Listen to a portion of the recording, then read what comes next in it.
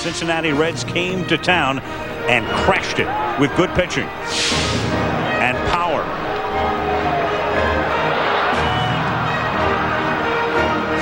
And great plays in the field.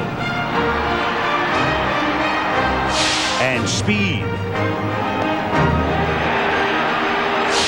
Tom Lasorda's agony is proof that the facts cannot be masked. The Dodgers behind Hideo Nomo must win tonight or their season is over.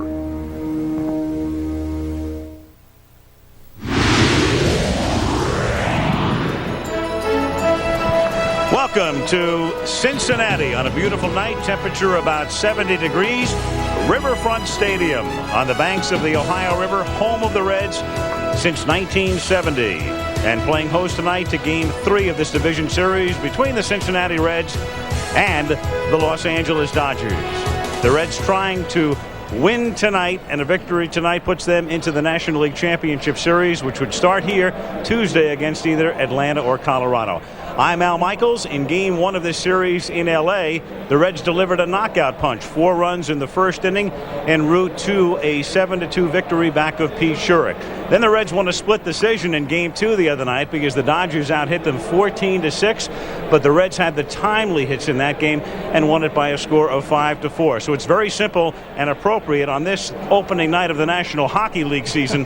The Dodgers need a hat trick. They need 3 wins in a row to avoid having their season come to an end. And Tim McCarver, tonight the Dodgers sent Hideo Nomo to the mound, the man who started the All-Star game this year for the National League. And the onus, Al, is not only on Hideo Nomo, but also on his battery mate, Mike Piazza.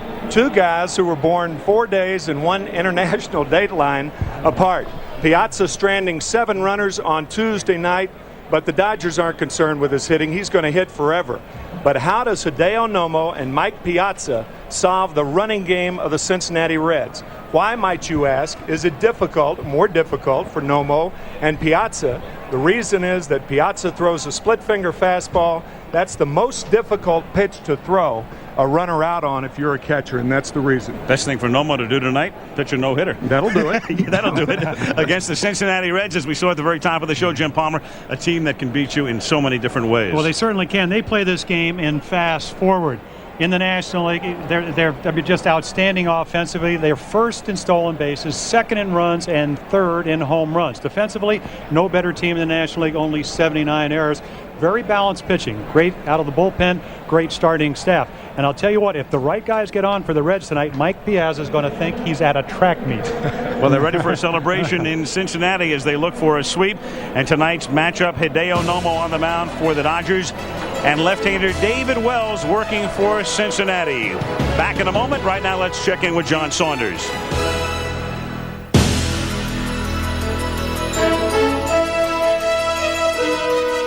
And welcome once again, everyone, to the division series here on ABC. Out to the game in just a moment. It could be a night of clinchings. Each series up 2-0, including John Smoltz and Atlanta. He looks to go 6-0 lifetime against the Rockies, 5-1 lifetime in postseason. Dante Bichette trying to break an 0-for-13 streak against Smoltz. Meanwhile, on Wednesday night, Jim Leyritz hits this game-winning shot in the 15th inning to put the Yankees up 2-0 against the Mariners. Seattle will turn to Randy Johnson. Again, with their season in the balance, they are 27-3 when Johnson starts. In Boston, the heart of their order has gone flat. Mo Vaughn, Jose Canseco, a combined 0-for-20 against Cleveland pitching, and the Red Sox have lost 12 consecutive postseason games. We'll be here all night long to bring you up to date with all the scores and highlights, and your game is coming up in a moment after this ABC News Brief and a word from our ABC station.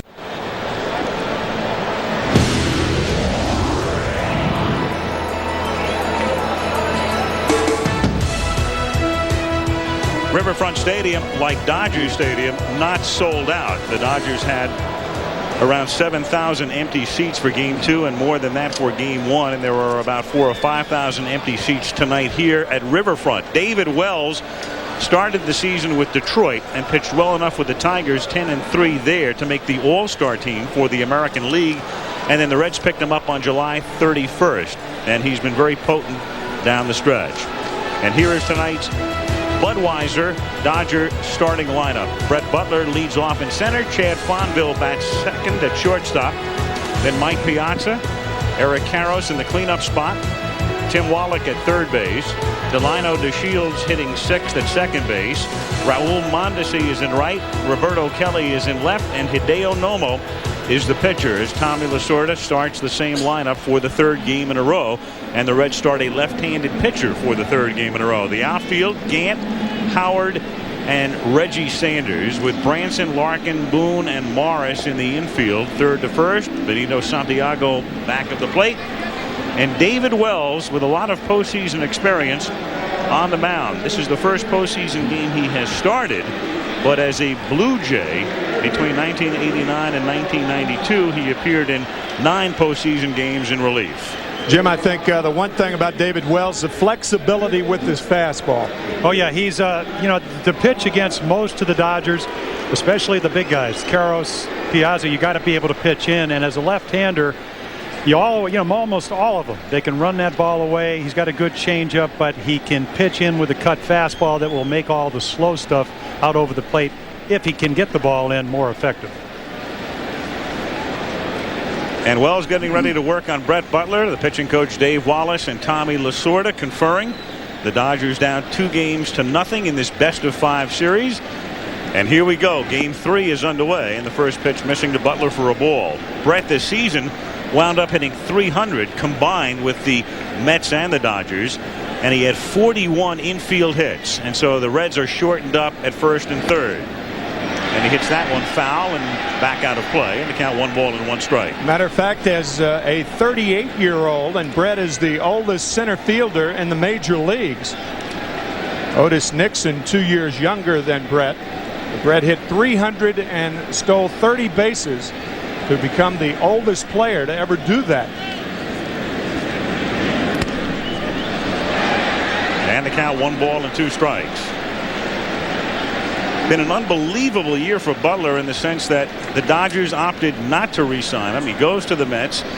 His mother is sick all summer and eventually dies of brain cancer. He comes back to the Dodgers. He gets embroiled in the controversy with Mike Bush, the replacement player. And here he is in postseason, yet the chances are the Dodgers will not re-sign him for 1996.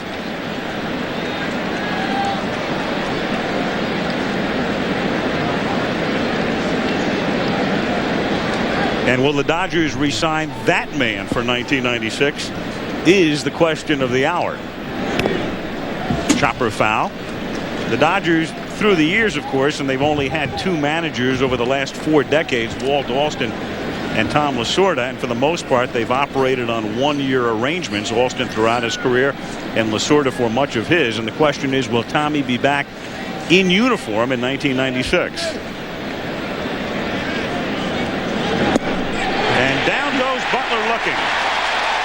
So David Wells starts the game with a strikeout, and that will bring up Chad Fonville.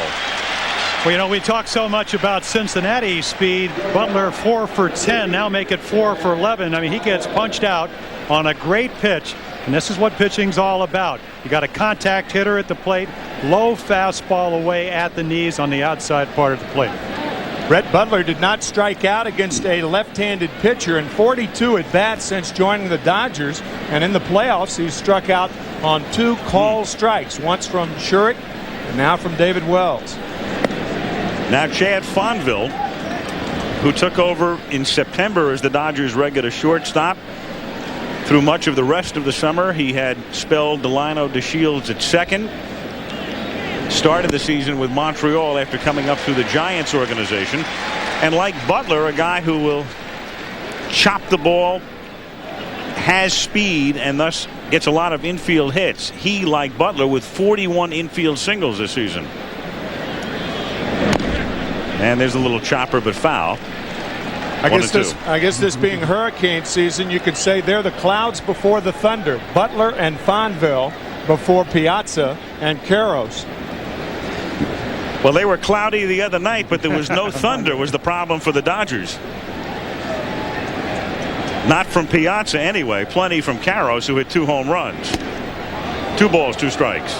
I mean, Fonville already 5 for 8 and with 4 infield hits here in the division series. So if he gets on, he's going to steal. Wells, not a great move.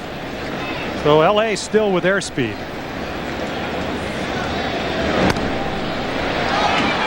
Tries to check his swing, and the count remains 2 balls and 2 strikes.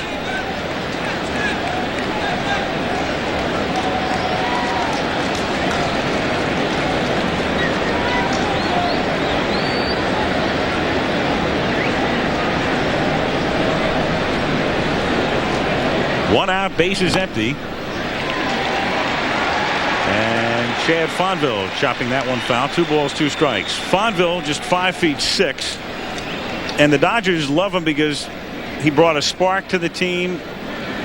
He hustled. They lost a game in San Francisco. I want to say the score was 17-1 in the night late before July before we did a game. Yeah, and right. with 2 out in the 9th inning, he ends the game by grounding to the right side and diving into first base. And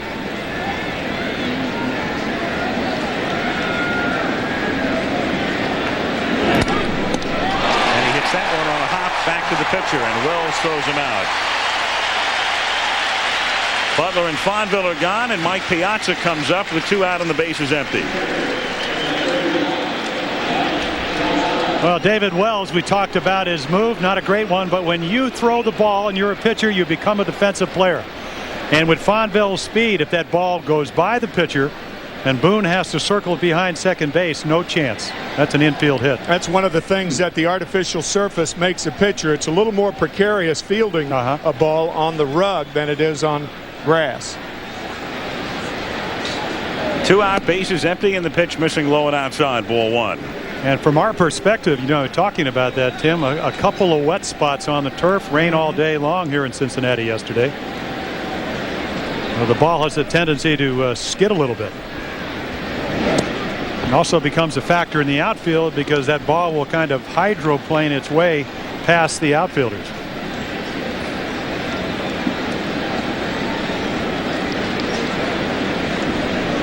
Outfield deep and bunched together for Piazza, who swings and misses, and the count 2 balls and 1 strike. That gives you an idea of how the Reds are going to try to pitch Mike Piazza. When they can throw the fastball inside off the plate with a count 2 balls and no strikes, then that's an indication that they're going to try to get him out inside, and that is their game plan.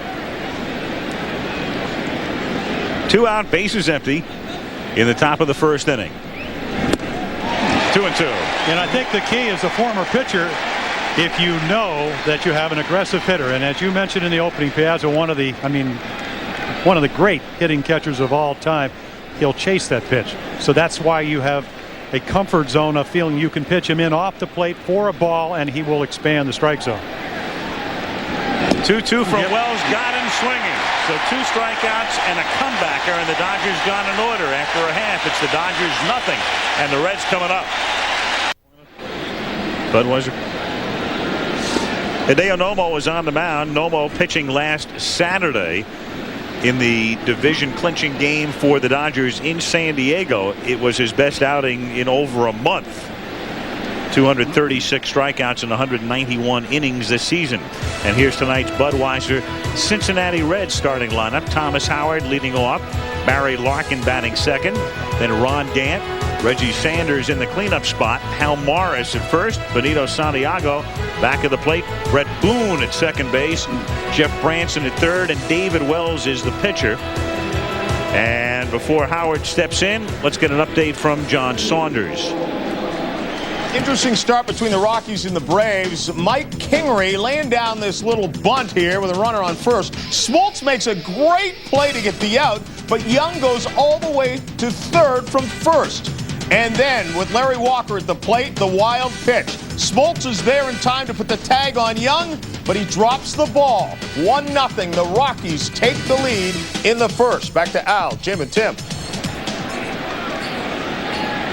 All right, John, so Colorado trying to stay alive as the Dodgers are here. No score, bottom of the 1st inning.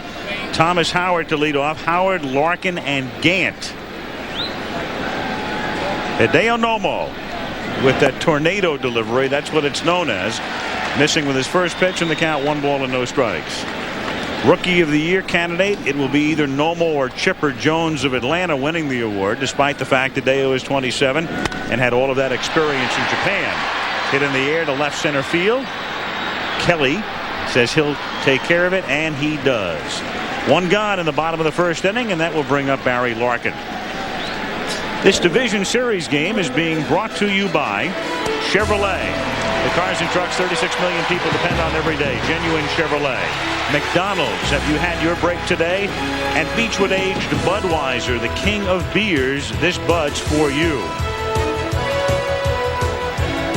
Barry Larkin grew up in Cincinnati. Drafted in the first round by the Reds. Has spent his entire career here. And takes a strike in the count 0-1. And clearly the most popular of the Reds since the heyday of the Big Red Machine. And you can take your pick as to who was the most popular of the Reds during those years, because there were a few guys. And that's ripped into right center field for a base hit. So the first hit of the game is a solid single to right center by Larkin. And now Barry with a great speed, and we'll see about Nomo and Piazza and what they do with Larkin. I don't think anybody in baseball combines leadership, intelligence, and athleticism any more than Barry Larkin. He rarely will try to hit a ball that the pitcher doesn't allow him to hit. He will not try to hit the ball on the outside part. He won't try to pull it. He'll only take what the pitcher gives him. Larkin 51 steals and caught only 5 times. And Nomo with a token toss to first base. I think an important thing for people watching at home is that Nomo, they attempted to steal 34 times, successful 29. Larkin, as you just mentioned, 51, only caught 5 times. And he's got a huge lead. And he goes, and the pitch is up and in, and the throw is right there, but not in time.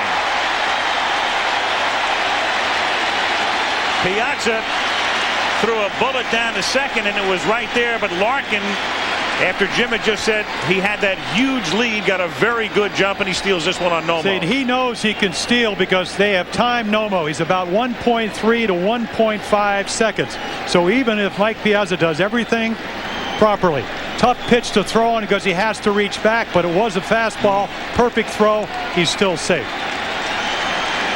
Harry Wendelstedt, the second base umpire, right there to call it. And the count 1 ball and no strikes on Gant. And a little toss back to DeShields. Well, the one thing you have to do from a catcher's standpoint, that's 7 stolen bases for the Cincinnati Reds. You have to resist the temptation to call for too many fastballs to try to get the runners, because the Reds have a lot of fastball hitters. Therein lies the problem with their running game and power game. That's what Jim was talking about before the game.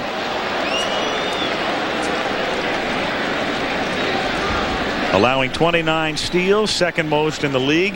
It's funny, he has led the league, or was close to it, in so many positive categories, and then he also leads in wild pitches and in balks, and then Piazza led the league in passed balls. So it's almost an all or nothing situation. Good fastball, but it misses away, and the count 2 balls and 1 strike. Well, what happens here? I mean, you got Larkin again with a big lead, and he can actually get a bigger lead at second than he did at first, giving you these little feints. And if you're the pitcher, you're into a rhythm. And especially Nomo. He doesn't slide step. He hasn't really had to do this. I don't know if they didn't run in Japan or what the case is, but he is very, very slow to the plate. Meanwhile, DeShields is almost holding him on at second, and then he backpedals as the pitch comes in, and it's ripped to center, but Butler is there and makes the catch, and Larkin gets back to second. Brett Butler got a good jump on it. Gant lining it to the gap in left center field, but Butler playing him almost perfectly because he was there and is able to make the catch on the run. And again, 4 straight fastballs from Nomo with Larkin in a possible steal situation. That ball was scorched to left center. I was just going to say, it almost took Butler's glove off as he makes the catch. Like a rising fastball on Brett Butler. Well, we had 2 rising fastballs, the one to the plate and the one out in left center.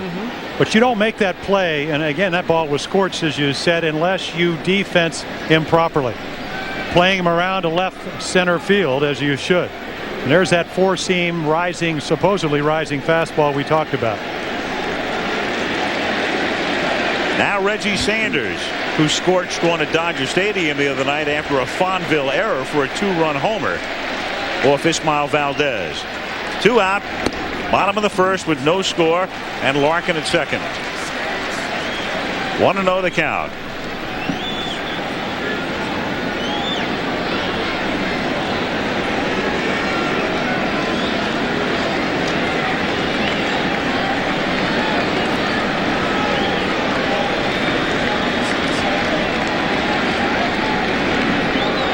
This can really be a distraction to a hitter. It shouldn't be. Oh, you're right.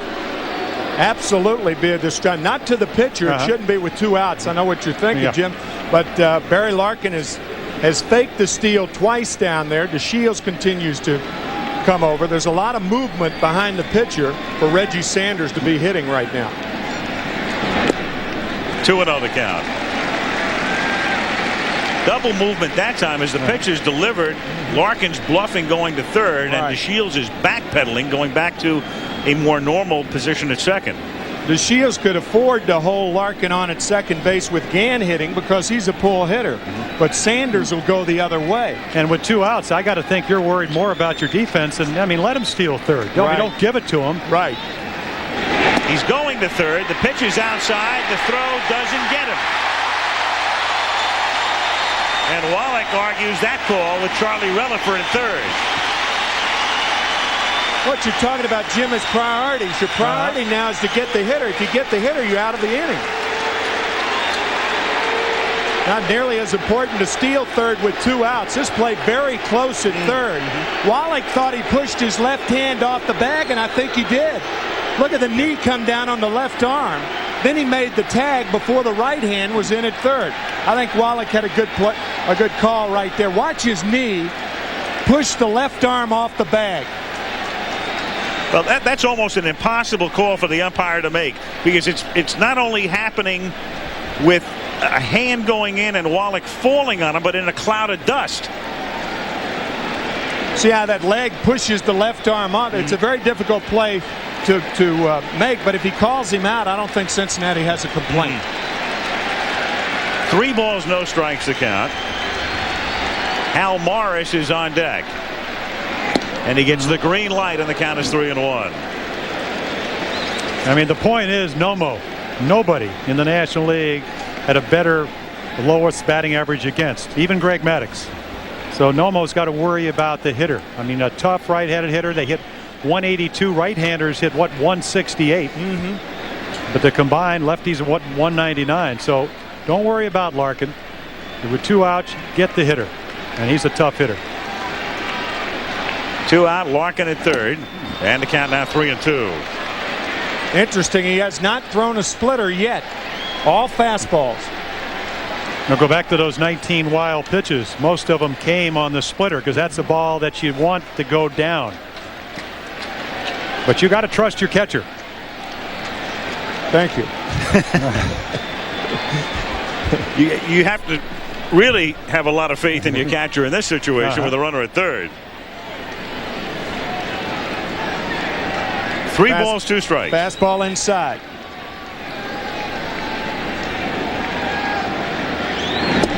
And called strike 3. So he goes 3-0 and strikes him out, and the Reds strand a man at third. At the end of 1, it's the Dodgers nothing and the Reds nothing.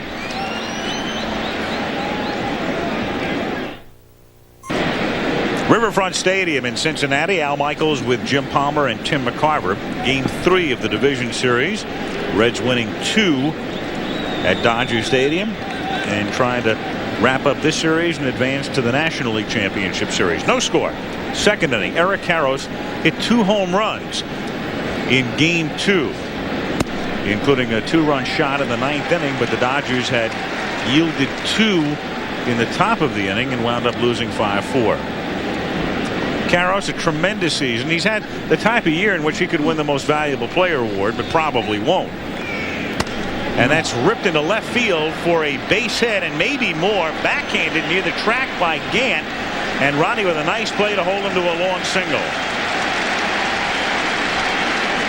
Well, no Dodger hotter in September than Karros. 7 home runs, 23 RBIs, and when you don't make a good pitch, if you're David Wells, you got to expect this. Trying to get in. We talked about the defense For Cincinnati, that is a double unless you have a guy like Ron Gant that not only can hit home runs but can flag down those balls that are destined for the walls. Interesting that Piazza and Caros similar hitters, but you can get in on Piazza, not on Caros. Now Tim Wallach fouls it back. You know, I mentioned that Caros probably won't win the MVP award. One of the reasons is a lot of the voters will cast their ballots for Piazza, or at least put Piazza, his teammate, higher than Eric. That's one of the negatives to having a teammate who has a similar season.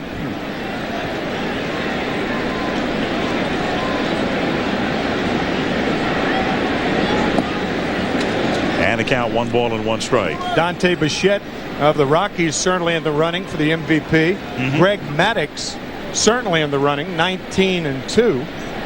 Last time a pitcher won an MVP award in the National League, Bob Gibson, back in 1968. The year of the 1.12 ERA. Wallach fouls it back. Hang loose. Yeah, real loose.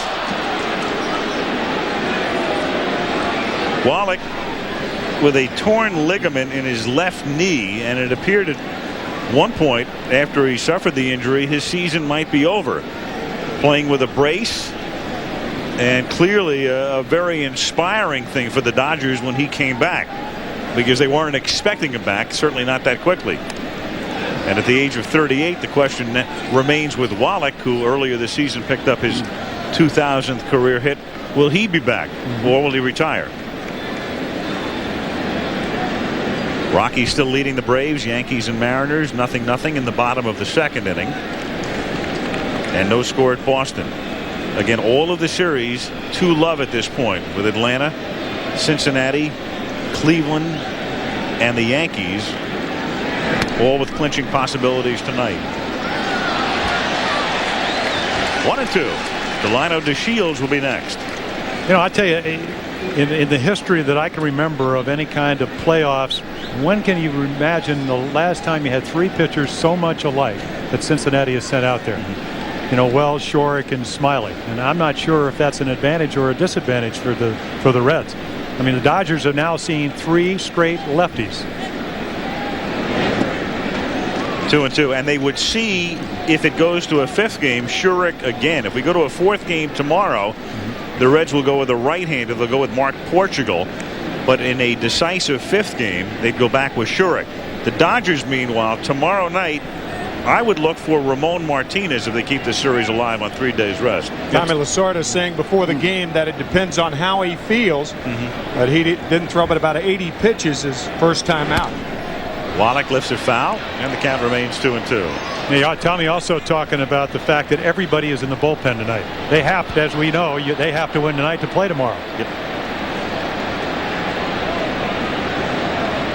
The 4th game tomorrow would come your way at 7 o'clock Eastern and 4 o'clock Pacific, an hour earlier Saturday and Sunday. No score, 2nd inning. 2 balls, 2 strikes the count on Wallach. Caros at first base. And there's a little chopper towards second. Boone throws in the dirt and scooped out by Morris at first base. And a lot of the things the Reds do won't show up in numbers, but clearly a case right there why they have the best defense in the league as Boone throws one in the dirt. Morris nearly gets handcuffed, but scoops it out for a big out. Boone, go ahead, Jim. No, that's right.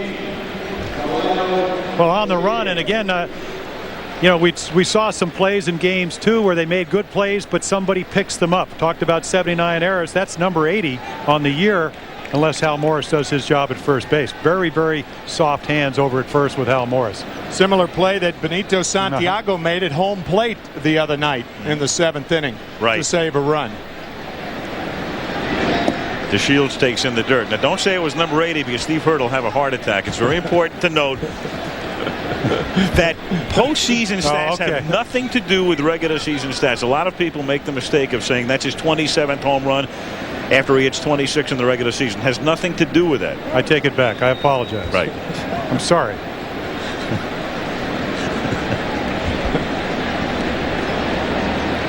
Steve nods. He nods his acceptance. That's popped foul back of third base. And the count 1 ball and 1 strike. Let's get a word from John Saunders. All right, Al, thanks a lot. The Indians and the Red Sox, Eddie Murray aboard via the walk, and Timothy Wakefield serves this one up to Jim Thome. Is it fair? Yes, it is. A 2-run shot that curled around the pole, and the Indians, looking for the sweep, have a 2-0 lead. Back to Al, Jim, and Tim.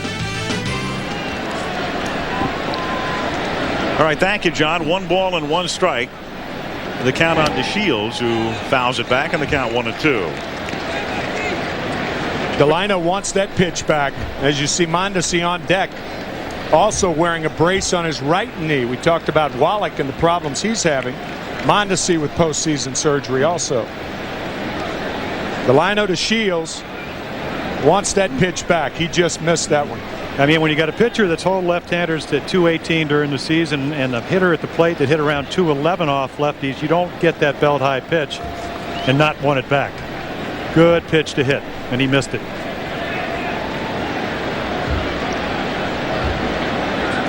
Wells with the 1-2 offering, off speed, and DeShields way out in front. Down he goes, and Wells has 3 strikeouts in an inning and 2/3. See, David Wells has good enough stuff to give you that fastball and trust his velocity and movement, and then come back with the overhand downer. That's exactly what he does. Great rotation. You can see the curveball rotating down and in. It appears the ball's going to stay up, and the good curveball really goes down quickly. Now Mondesi at the plate. One thing about Wells, he will not win the haberdashery award. You know, when David pitched with Toronto and Detroit, his shirt was always hanging out, and he was always full of mud. And tonight, I don't know where that hat's been, but I guess it's been in a, and there's the tattoo as well. I mean, he's the whole package, isn't he? Well, he took off the earring. I said, where's the earring? You know, he had that for years. He said Sparky didn't like it, and Marge doesn't like it. Well, if Paul Tagliabue were the commissioner of baseball, he'd automatically be fined $1,000 for the hat. We know that the fashion police would be out in force. Well, you talked about postseason errors not being the same as seasonal errors. Obviously, that doesn't go for hats because he's wearing the same one he wore during the season. Maybe Shotzi too got a hold of that hat. Be a different color if he Yes, did. it would be. That's line down the left field line and foul. And the count, no balls and 2 strikes. Well, you know, Lasorda always talks about bleeding Dodger blue. Maybe David Wells is bleeding Cincinnati red. I mean, it's all over that hat. Tommy Lasorda at the age of 68. Brett Butler at the age of 38. I tell you what, you know that ball, what, about 1.5 feet from being a double. Tommy's going, when are we going to get a break? I mean, he's one of those guys. If you want to think positive, you don't want to sit next to him in the dugout. Only if things are going good. Tommy has every reason to think positively now, since his daughter Laura presented him with his first grandchild last Monday. Emily Tess, Tess, and her last name is the first initial of all of Tommy's brothers. Watching in Norristown, Pennsylvania tonight. That's where Tommy is from, and still with a lot of ties to Norristown as Mondesi lays off and the pitch just missing. 1 ball, 2 strikes to count. With Wells coming over, one of the reasons the Reds and general manager Jim Bowden acquired Wells was looking ahead to postseason play, not necessarily to face the Dodgers, but to face the Braves and to neutralize their left-handed hitters. And they hope that'll be the case beginning Tuesday. 2-2, but it was one of those deals made just prior to the trading deadline where Bowden went out, and there he is, the young general manager who's done such a terrific job here in Cincinnati. And by the way, I said Bowden. He wants it. It's Bowden. It's not Bobby Bowden. It's Jim Bowden. That bodes well as far as Jim's concerned. It definitely bodes well. But he was looking ahead to postseason play, and that's one of the reasons they went out and got the lefty. He was putting up the lineup in the locker room yesterday, and I thought he was one of the clubhouse guys. He looked that young. How many times do you see the general manager putting up the lineup for the next day? And we thought it was Davey Johnson and Ray Knight. And that's another story. Yes. And we'll be into that shortly. Ooh, and Mondesi almost gets hit and does. It grazed him.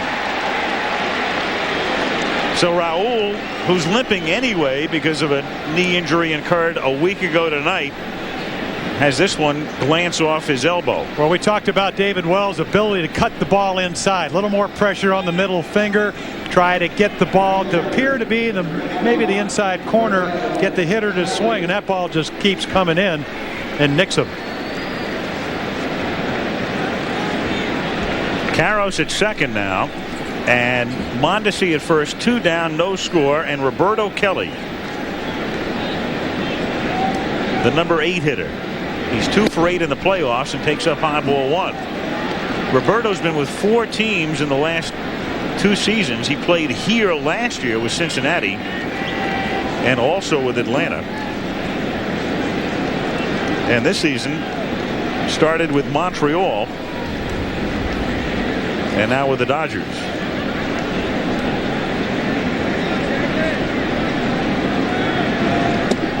Kelly's got a lot of friends in postseason play when you look at it. He played with the Yankees, then he went to the Reds, and then the Braves, and now with the Dodgers.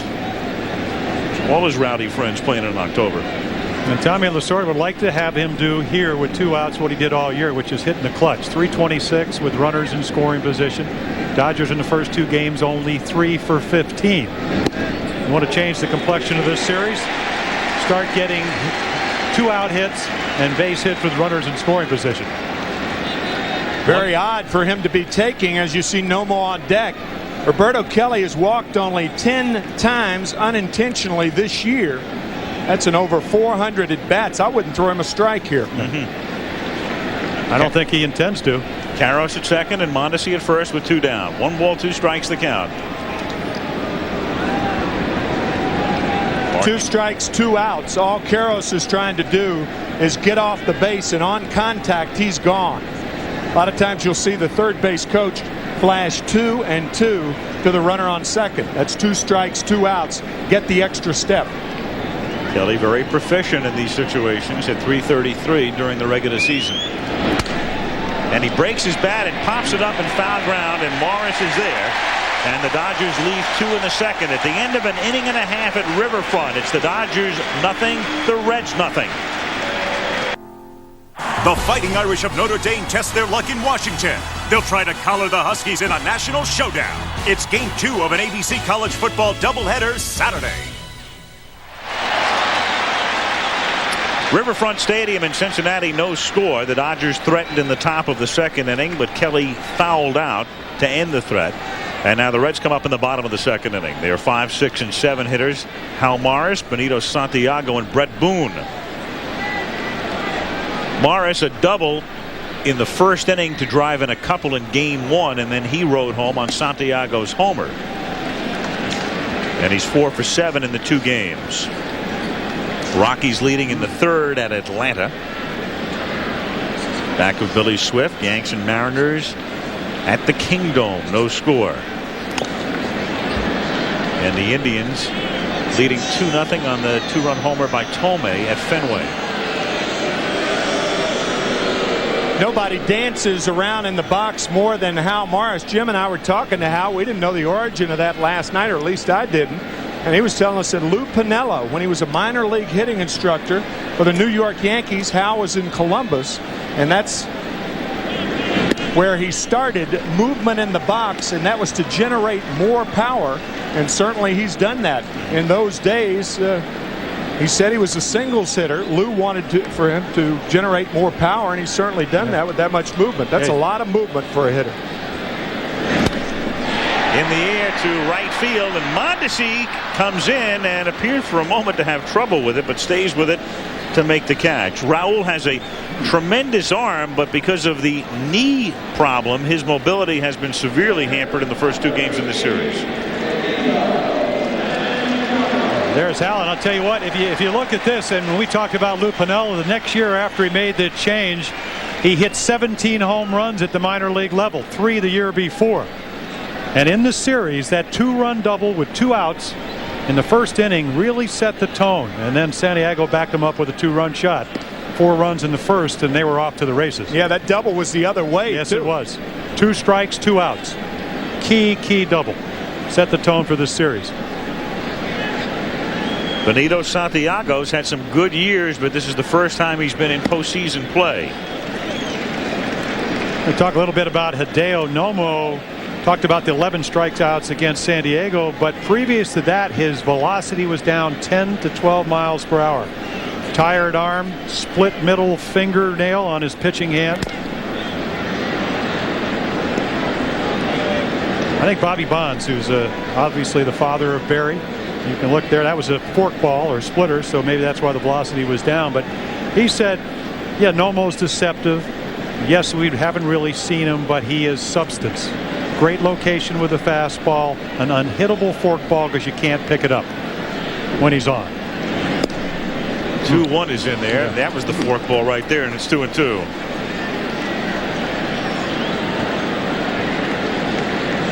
I mean, great deception, hides the ball well. Great torque. This is where he gets his arm speed. Shoulder tucked in, and then you can just see that ball tumble. And that's ripped to left, but foul. 2-2. Everybody talks about how a pitcher should keep his eye on the target. At one time or another in a windup, almost every pitcher takes his eye off the glove at one time or another. Great concentration right there, but when Nomo looks away, however briefly, he does not pick up the target. You did that. Yeah, I think I kept my eyes on a little better than this, but I mean, the guy that comes to mind is one of the great rookie sensations back in '81 or '80 was Fernando. Look to the skies.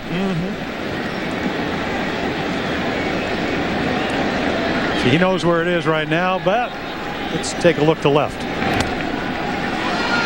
And much like Fernando, Nomo's trying to keep the Dodgers alive in a best-of-5 series, because in 1981, the year of a 50-day baseball strike, they added an extra layer of playoffs. It was a best-of-5. The Dodgers faced Houston, and in the Dome, the Astros won the first 2 games. But then the Dodgers came back and won the next 3 and went on to win the World Series. And down to first base goes Benito Santiago as Nomo loses him. 1 out, 1 on. John Saunders.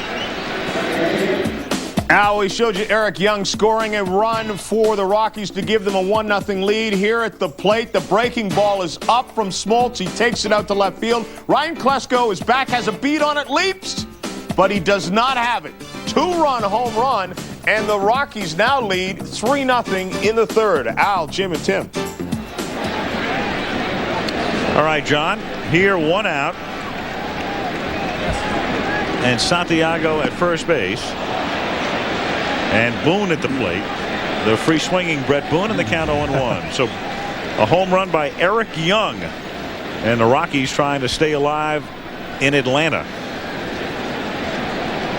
Brett Boone, his father Bob, the longtime outstanding catcher for the Phillies and Angels, among other teams, and currently the manager of the Royals, who just had his contract extended the other day.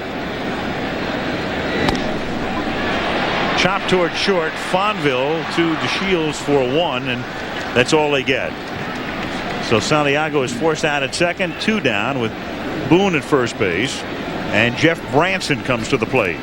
You talk about defenses. To me, right off the bat, Chad Fonville knew he was only going to get 1, backed up on it, made the sound play, and that's what good defense is about. Don't try to turn a double play when you can't. That's when a second baseman becomes a first baseman. Right. He stretches just like a first baseman would, knowing that only 1 is possible. Out of harm's way. Yep. Jeff Branson, the platoon third baseman, but when you play the Dodgers, you don't worry about platooning because the Dodgers have an all right-handed rotation. So Branson will start every game in this series, and when the Reds see a lefty, Mark Lewis plays third. In fact, the Dodgers have not had a game started by a lefty since late 1992. Strike. Bobby Ojeda was the last left-handed starter for the Los Angeles Dodgers on September 24th, 1992. Remarkable. Meanwhile, Bernie Williams with a home run in the 4th inning at the Kingdome, and so the Yankees trying to sweep that series and advance to the American League Championship Series, lead 1-0.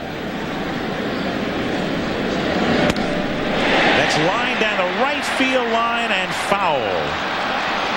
And it's 0-2. If the Reds win, or if the Dodgers win this series, either of these teams would open at home in Game 1 of the National League Championship Series. Davey Johnson, the Reds manager, hoping it's here on Tuesday. In the American League, if the Yankees win that series, they have to open on the road. As the wild card, they will not have the advantage of having a fourth game of 7 at home. Thus, it would open up in either Cleveland or Boston. This is a good running situation right here. 0-2 on the hitter. He might get the splitter. Santiago with fair speed. Fastball up. 1-2. That's when Nomo goes to his best splitter when he's ahead in the count. I should say Brett Boone at first base, not Santiago, who was erased on the force play. 1 ball, 2 strikes, 2 out. No score in the second. 2-2. You know, after seeing Nomo pitch that one hitter in San Francisco, game that we did up there at this late July, he's not as sharp tonight. Splitter not splitting as much. Doesn't look like he has the same velocity. And on that night, I can tell you what, he ran that fastball in. The catcher moved away. He would hit Piazza's target. There goes Boone. The pitch is low. The throw is also low and not in time.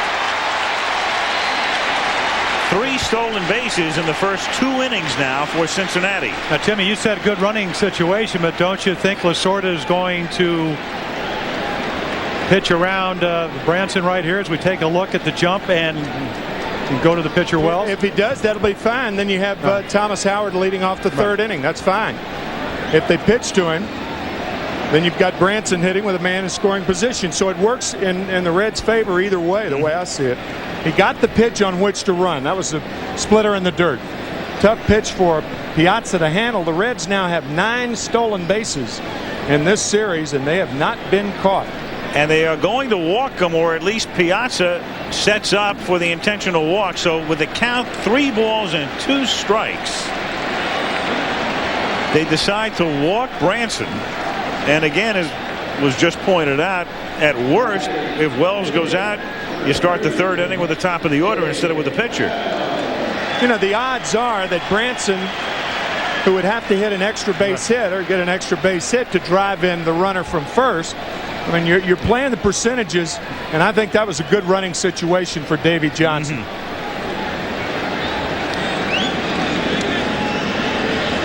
Now Wells at the plate, and he takes a strike. Remember, Wells spent his whole career in the American League prior to the trade at the end of July. So he is not the most experienced hitter. He batted .143 in his 2 months with the Reds. Well, take a look at his right foot. I said, David, I said, you that good a hitter? He said, well, I'll tell you what. The first night that I came over to the National League, I took batting practice. I hit a ball right down on that right leg, and I've been wearing that, which I know you hate, Timmy. Oh, I hate it. So does Al. Yeah. But he said that thing swelled up, and he said, I put it on, even though I can't hit. You might be the only pitcher I've ever seen wear that half shin guard. That's my point. Yeah. Knowing Wells, he could have put it on his left foot. I mean, this guy is very talented, but he's not always playing with a full deck. I mean, how did Davey Johnson describe him? He said he can be flighty. He's ready to take off at any time. He was 4 for 28. 2 out, 2 on in the 2nd inning. Nomo's 1-2 to Wells. Got him. Off speed. Down goes Wells. And the Reds leave a pair. We go to the 3rd. No score in Cincinnati.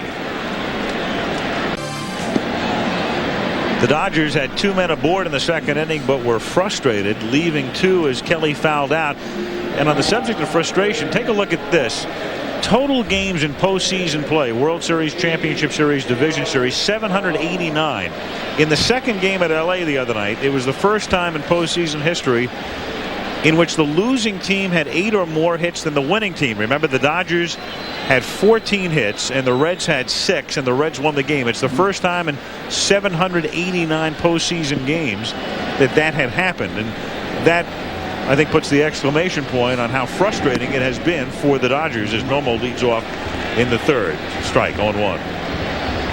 Yeah, Tommy lamenting about that before the game. I mean, really in good spirits, but said, boy, if we just hadn't made that error at short and then the 2-run home run, and if we had just thrown out that runner when we pitched out. Of course, it's pretty much what the Dodgers season is all year. When they make the plays, they win. When they don't, tough to win.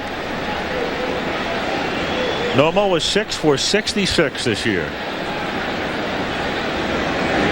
And Wells sends him down Route 66. Strikeout number 4. 1 out in the 3rd. John Saunders. Al, as you might expect, Randy Johnson and Jack McDowell in a great pitcher's duel into the 4th inning. But Bernie Williams, this pitch is up, and he tees it off to right field. The opposite field home run gives the Yankees a 1-0 lead. That's where it stands now in the 4th. Back to Al, Tim, and Jim. And at Riverfront, John, 1 out in the 3rd inning with the bases empty. Brett Butler struck out in the 1st. And Wells starts him with a strike, 0-1. And all you got to do is look at Cincinnati's defense, and you can tell that this guy not only got all those infield hits, 40 plus, but 19 bunt base hits. So you play in, you make him hit the ball by you. Morris and Branson both in short at 1st and 3rd, and the count, no balls and 2 strikes. 3-0 Rockies in the bottom of the 3rd. Yankees on that Bernie Williams home run leading, and the Indians trying to stay alive, leading 3-0 at Fenway. Not only trying to stay alive, trying to knock the Red Sox off in 3 and advance to the American League Championship Series. No balls, 2 strikes to count. Davey Johnson, he is gone at the end of the season. It doesn't matter what happens. He can win the World Series. He can sweep the World Series. And I guess that's appropriate. As he goes out of view there, he'll be out of view when this postseason is over. Ray Knight, the 3rd base coach and the assistant manager, that's his title, will manage the Reds next year. Why? Because Marge Schott, the owner of the team, and there's a shot of Schott, just likes Ray more than Davey. I mean, that's how you crystallize it. Hit foul. You caught a glimpse of Ray Knight. Johnson came in here. Remember, Schott had been suspended in 1993. And as you look at Ray Knight next to pitching coach Don Gullett, Jim Bowden, the general manager, hires Johnson, who replaces the very popular Tony Perez. But then Schott comes off suspension. Johnson hires Knight. Schott loves Knight, and before this season begins, Bowden goes to Davey Johnson and says, and there is Jim Bowden, you can come back, but only for 1 year. And Davey could have said, you know, take this job and shove it, but he didn't. He said it was an opportunity for me, and he is prepared to live with it.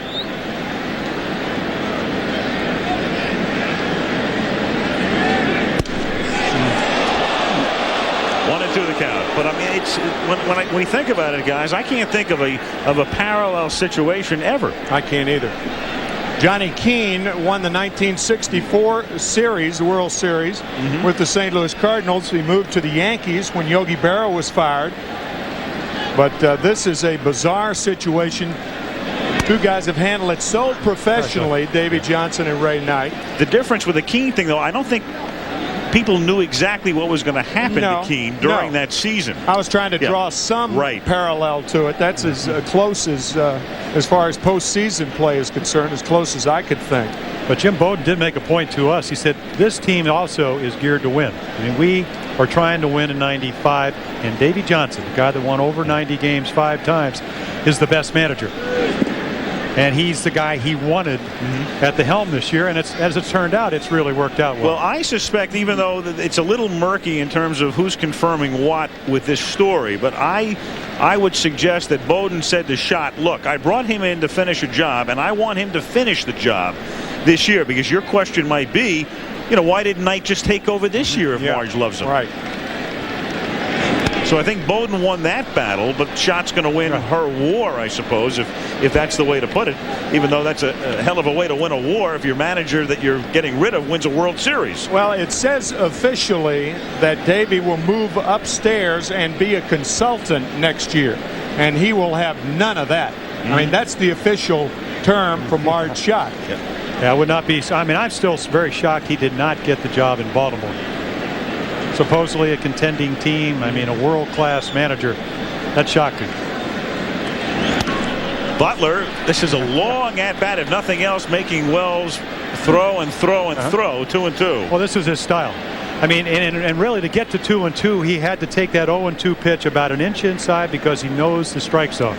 He's going to wear you down. And eventually, because he did steal 32 bases this year, you don't want to walk him, even though you're left-handed. So you're going to maybe have to give in a little bit, and that's when he seizes the opportunity.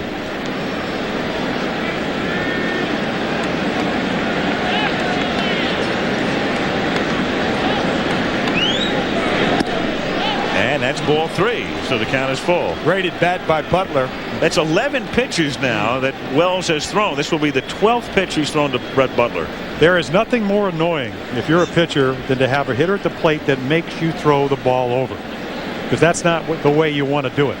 You want to throw enough strikes to get him to swing at balls, and Butler to this point hasn't done that. You saw Fonville, who's been on deck for 20 minutes, and that's pitch number 12 that winds up back in the seats. Of course, when you played an A-ball last year, Al, if you're Fonville, you're happy. You'll stay on there for about 30 minutes.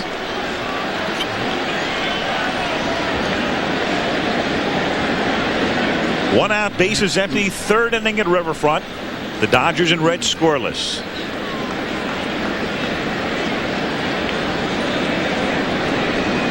Pitch number 13 is grounded to the right side, fielded by Morris. He flips to Wells just in time.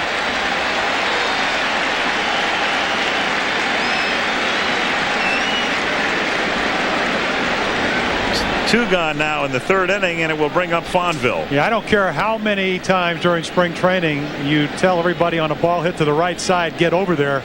If your immediate reaction is not to get over there in a hurry with a fast runner, because you can see Morris knows he can't get there, and he just barely beats him. In fact, I don't even think he tagged the bag. He may have tagged Butler, but he didn't tag the bag. And he ran right over the top of the bag.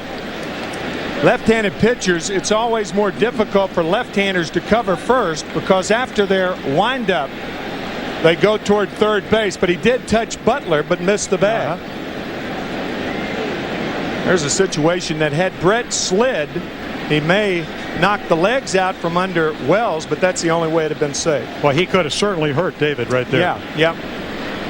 Two out, bases empty. The Dodgers have hit just one ball out of the infield. That was a scorched single by Karros leading off in the second. Wells hasn't walked anybody. He's hit a batter, and he has struck out 4.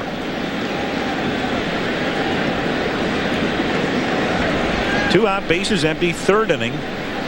Totals identical. Each team no runs, 1 hit, no errors.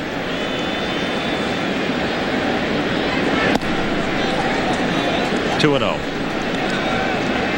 Fonville, and there they are, the 1 and 2 hitters for the Dodgers, leading the league in infield hits by a mile, because you have to go down to Brian Hunter at 27 to find number 3.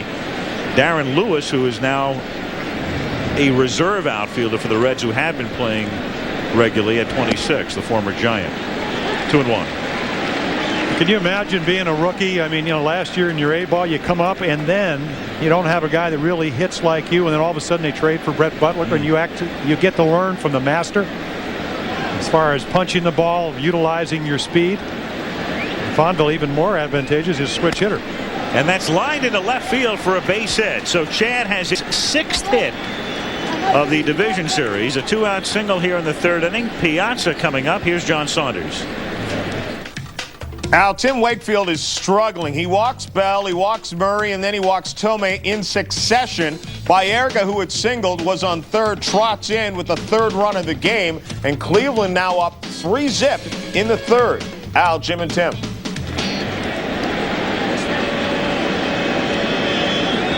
So the Indians hoping for a couple of days off, and then the possibility of opening the American League Championship Series Tuesday in Cleveland. I say the possibility as Piazza takes a strike. If Seattle wins their series with the Yankees, then the American League Championship Series would open in Seattle. If the Yankees win that series, it opens in either Cleveland or Boston.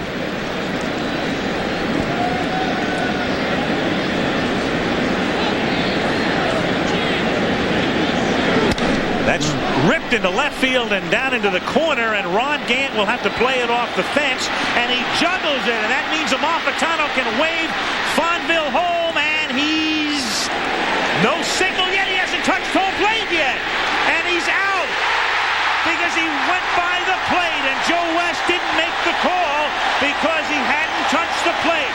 He had missed the tag, and if Fonville had known that the call hadn't been made, he could have gotten up and gotten back to the plate. Instead, he's out.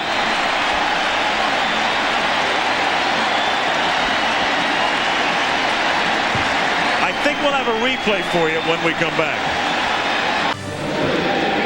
Ron Gant momentarily loses the ball. Joey Amalfitano, the third base coach, sending Fonville. But look at Benito Santiago use the shin guard on his left leg to ward Fonville off and now make the tag. And a great call by Joe West, the home plate umpire. As Thomas Howard leads off in the bottom of the third, lifts one to shallow left field, and Kelly makes the catch. A perfect call by West. He had good position. He saw the play very clearly. Fonville thought he had touched home plate, but obviously he did not. It's the way they used to do it in the old days. Well, okay, that's a perfect blocking of home plate. It really is. You're not supposed to block home plate without the ball.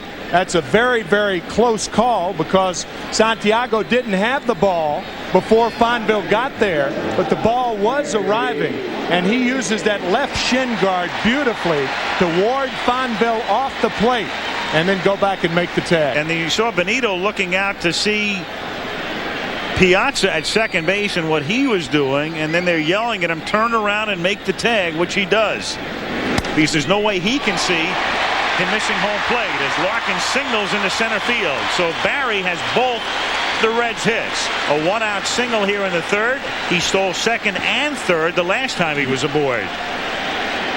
Well, he did that in game one in the ninth inning, even though they were up 7-2, because Davey Johnson said you're never content. And right here, I mean, this Barry Larkin hit .319 this year, going 3 for 50 when he hurt his thumb. And you're talking about a guy that would have contended with Tony Gwynn as Gwynn won his 7th batting title. It's the kind of year he had, and he will be running. Now Gant. The Reds have already stolen 3 bases tonight.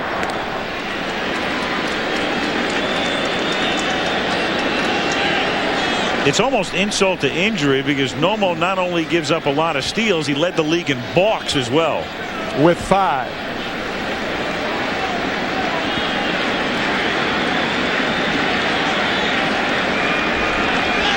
Bluff's going, pitch out, and the count 1-0. I'll tell you, it was almost a pitch in. Piazza goes out, and the ball was almost over the outside part of the plate. I mean, this ball was just off the plate. And I'm telling you right now, if you want to beat Cincinnati, you have to stay out of the big inning. I mean, I think that's the key to pitching. And to start pitching out and to worrying so much about Larkin going into the middle of their lineup is definitely a no-no. They get you either way. Oh, yes, they do. Sure. So you pitch out, you hurry your windup, you hurry your delivery, and all of a sudden you get 2-0 to a guy like Gant with one swing. He had 29 dingers this year, can make it 2-0. Larkin gets on. I mean, it's just too late. He's going to steal. In the air to deep left field, 2-0 Cincinnati.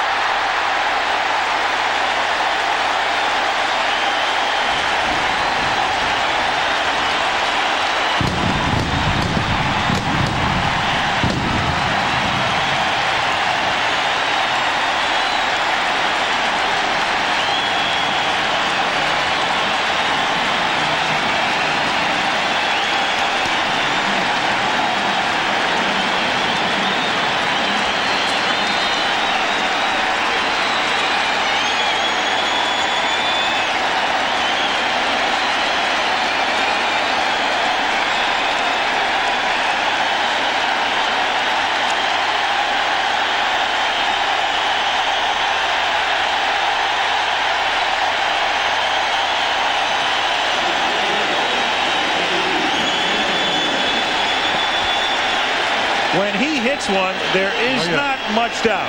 Remember what we said the first time Larkin was on. Back in the first inning, as Reggie Sanders swings at the splitter, a catcher must resist the temptation to call for the fastball, especially to a hitter like Ron Gant. And as Jim said at the beginning, if they don't get you running, they'll get you in the power department. That was the reaction of the first base coach, Joel Youngblood. And that's grounded foul on the count. No balls and 2 strikes on Reggie Sanders. I mean, a lot of credit could be given to Barry Larkin not running in that situation and giving Gant a chance to swing the bat, as he did. But the threat of him running, the pitch out behind, right. Yep. You hurry your windup, you make, I mean, one of the great fastball hitters, both Larkin and Gant, and you pay the price, 2-0.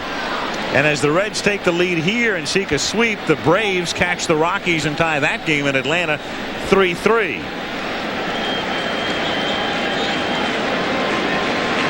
2-0 Cincinnati. 1 out and the bases empty in the bottom of the 3rd inning. Off speed, check swing. No. Yes. He said yes, Terry Tata. Apparently said he came around. Looked like he went too far to me. Yeah, clearly a And what swing. was the pitch? Splitter. Tata with sort of a mysterious gesture at first base, which for a moment was interpreted as no swing, and down he goes instead.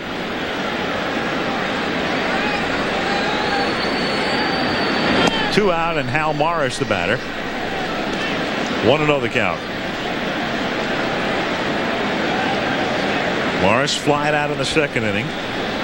Hal is 4 for 8 in this series. 1-1. Hal Morris. Well, let's take a look at. Steve Hurt came up with an idea, 2 of a kind, to give you an idea as to certain players and who they are representative of in terms of other players of other eras at certain points in their career. Frank McCormick, the old Reds first baseman, years ago, at his point in his career, similar numbers to Morris.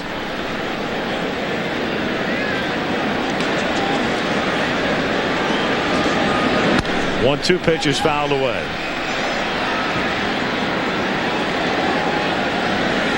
Tino Martinez, a 2-run homer in the 5th inning, and the Mariners under the Kingdome now lead the Yankees 2-1.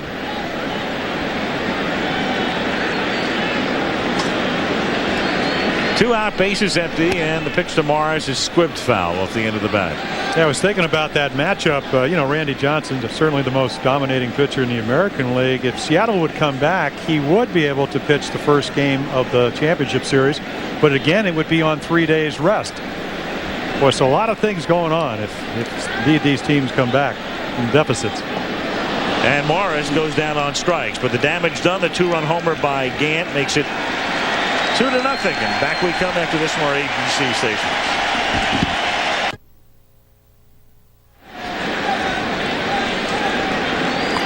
Ron Gant's 2-run home run in the 3rd inning has given the Reds a 2-0 lead as we go to the 4th. And Eric Karros to lead off. Karros with a 2nd inning leadoff single and leads off the 4th inning by hitting one into the right field corner, and Sanders was there but couldn't make the play, and Karros will wind up at 2nd. And so the Dodgers finally get a break in what has been a series of immense frustration. Well, almost a great running play. Now Karros pulls the first time up. This time he slices the ball with the spin left to right out of his glove after a long running attempt. And I'll tell you what, on AstroTurf, hard surface, tough to keep those eyes from bouncing, especially when you got to go all out into the corner. Yeah, but that's a ball normally Sanders sucks up easily. Error on the right field. The first error of the game, or the first error not only of the game but of the series against Cincinnati. Now Tim Wallach at the plate, and he grounds it to 3rd. Branson looks the runner back, and on one pitch he's gone for the first out in the 4th inning. This division series game is being brought to you by Smooth Bush Beer and Easy Drinking Bush Light. Texaco, Haviland Formula 3 Motor Oil, and Buick and your local Buick dealers. Remember, Buick, the new symbol for quality in America.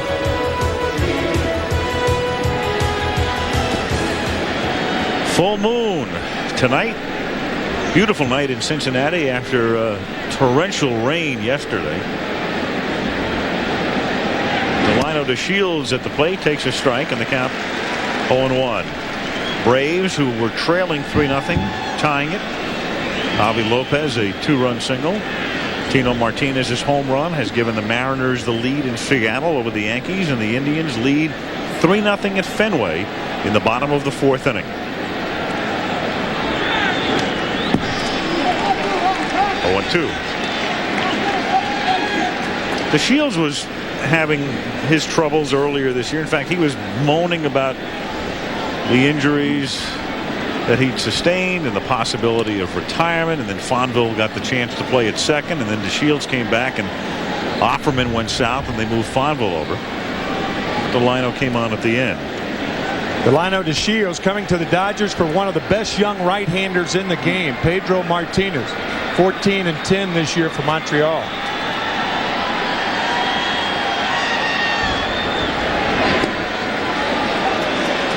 One and two. Yeah, it just doesn't seem that Delino really enjoys playing this game. Maybe it's the pressure of that trade coming over and the expectations. You know, sizable salary, over $2 million, but around 26 to talk about retirement. A little bit strange there. Very strange. Well, maybe if he gets a base hit, the Dodgers, what, about 3 for 17 with runners in scoring position. He'll brighten up. I know it'll put a smile on Tommy's face.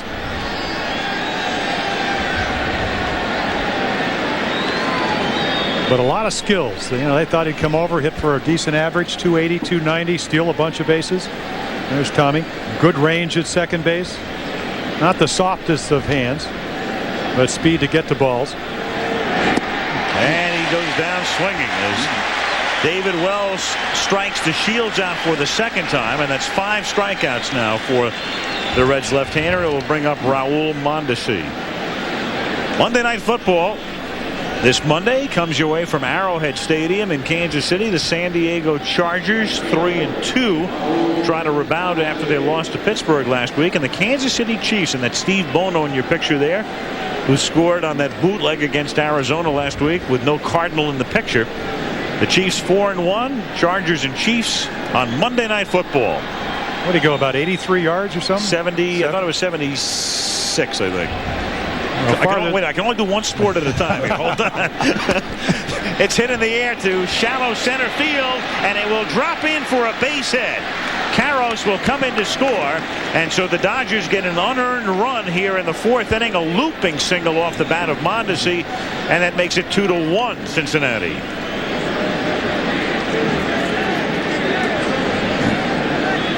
Well, great power, didn't need it this time. Again, a curveball. Wells, after the error, had gotten 2 successive outs on the breaking ball, and that time Mondesi right off the end of the bat. And yeah, you can smile. That's an RBI, and it keeps the inning alive. Puts a run on the board. And it brings up Roberto Kelly.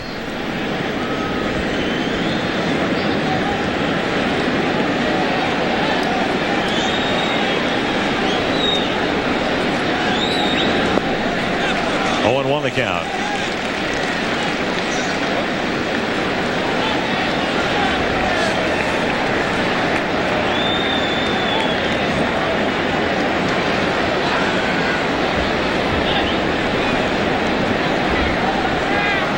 Mondesi at first, 2 down.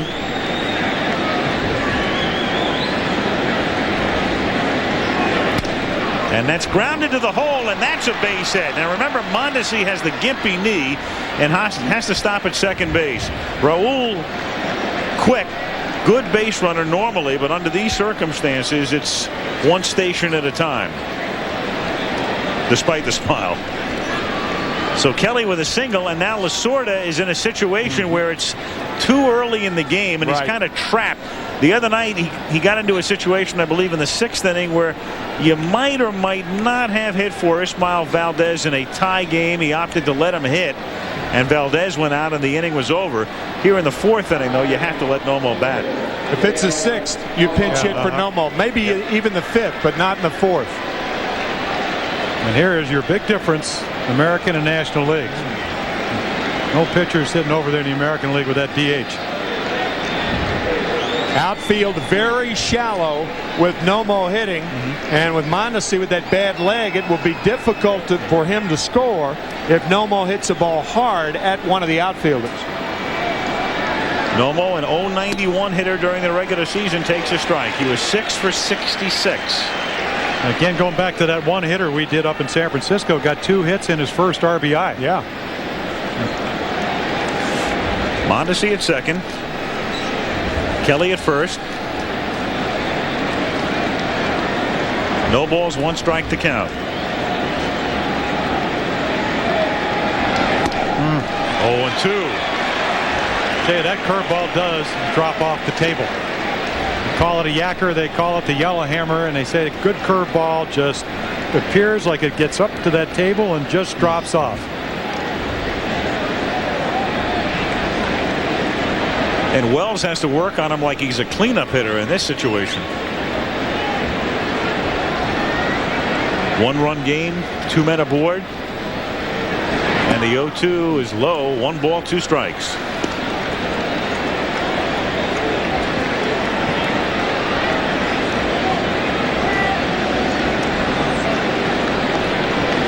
Fourth inning, Reds 2, Dodgers 1.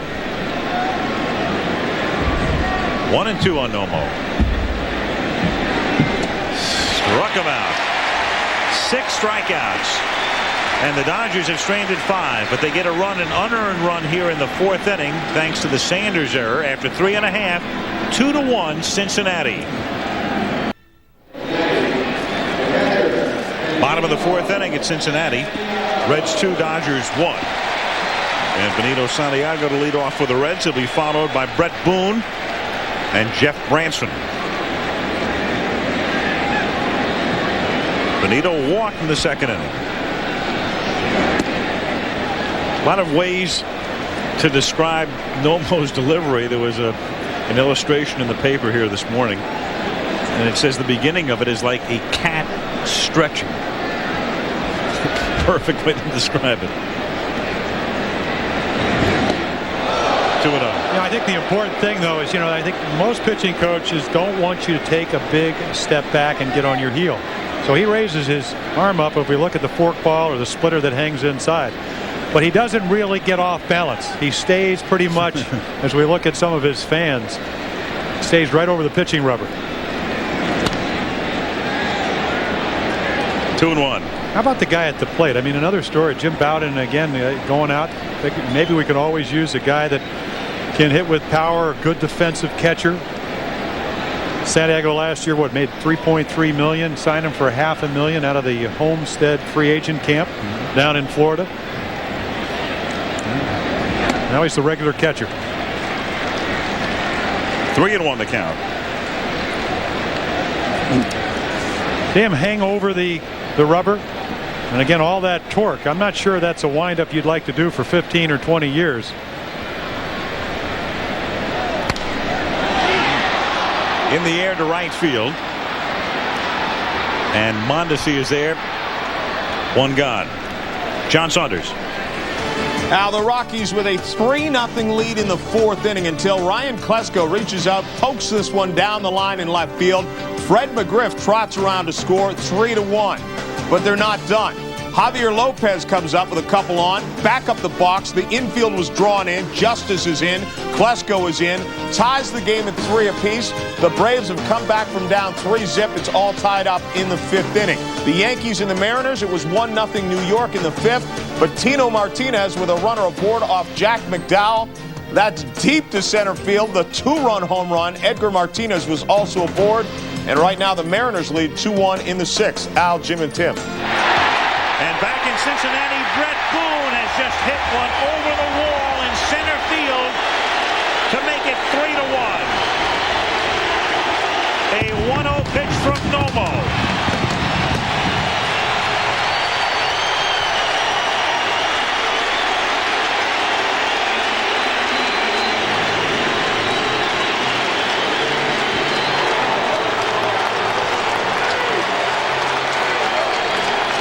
Brett Boone had 10 home runs in the month of July. He went 193 at-bats before homering on the last day of the season against Montreal, and here it is, his first postseason home run. What did you tell us yesterday? I live for the high fastball, and that's exactly what he got. Yep. Now Branson looks at a strike and the count 0-1. Brett Boone also telling us yesterday, Jim, about the influence Edgar Martinez had on him when he was with Seattle.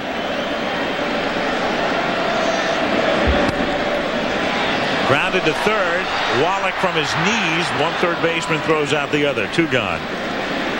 And Edgar Martinez hasn't missed too many pitches this year either. In the Well, you know, I mean, what, you win a batting title in '92 if you're Edgar Martinez. So when you get a chance to counsel a youngster like Brett Boone, as it was up in Seattle, Brett Boone paid attention. But he told us, love the ball out over the plate, love to get my arms extended, love to hit the high fastball. 1-0, what do you look for? You high fastball and you get it. That's Tom Candiotti, normally a starter in the Dodger bullpen, as well as lifts one to center field, and that one will be corralled by Butler. But home runs by Gant and Boone tonight. And at the end of 4, it is Cincinnati 3, Los Angeles 1. Is it a live shot? Downtown Cincinnati. And this town was really revitalized when this stadium was built. It opened up in 1970 and hosted the World Series before it was a year old. That was the Brooks Robinson series, the Reds against the Baltimore Orioles. And yet here it is 25 years later, and they're already thinking about a new park. Apparently there's going to be an election in February, or at least a referendum, a vote to determine whether the sales tax should be raised and new stadiums to be built for the Reds and or the Bengals. As the first pitch to Butler in the 5th inning is taken for a strike. So what was a state-of-the-art facility a quarter of a century ago all of a sudden becomes an antique. They don't make parks like they used to. 25 years old to me seems very young for a park to be torn down. Yes. Well, Crosley Field was in existence for 100 years. Yeah, at least. Well, 80 years, 70 years, whatever it was. The score is rolling by for you. Indians now 3-1 over the Red Sox. Count on Butler 1-2. Al, you talked earlier about Brett Butler, the death of his mother earlier this year, and David Wells, on the other hand, asked us if we would say hello to his mother, who is going in for very serious surgery after following a stroke. His mother Ann, living in Los Angeles. And we wish her the very best as Butler strikes out here. It's the second time Brett has struck out in the game, and son David has now struck out 7. Yeah. I'll tell you, he is using all his pitches. And the one thing I always liked about David Wells, I mean, yes, he's flaky. He's got a terrific arm, but he's got a feel for pitching. And he is throwing the fastball in pretty good spots tonight, inside to the righties, away to the lefties, and then dropping that big curveball. Now Fonville at the plate, taking all the way, looks at a strike. You know, Jim, the connotation of that word flaky is thought to be bad. The word flaky in baseball does not always have a negative connotation. It can be a very positive influence. And, you know, a guy in the foxhole with you, a guy like David Wells, cool under fire. Well, you know, the one thing, he's not afraid to throw the ball over the plate. And that can be a big fear when things don't go well for you. You start nibbling.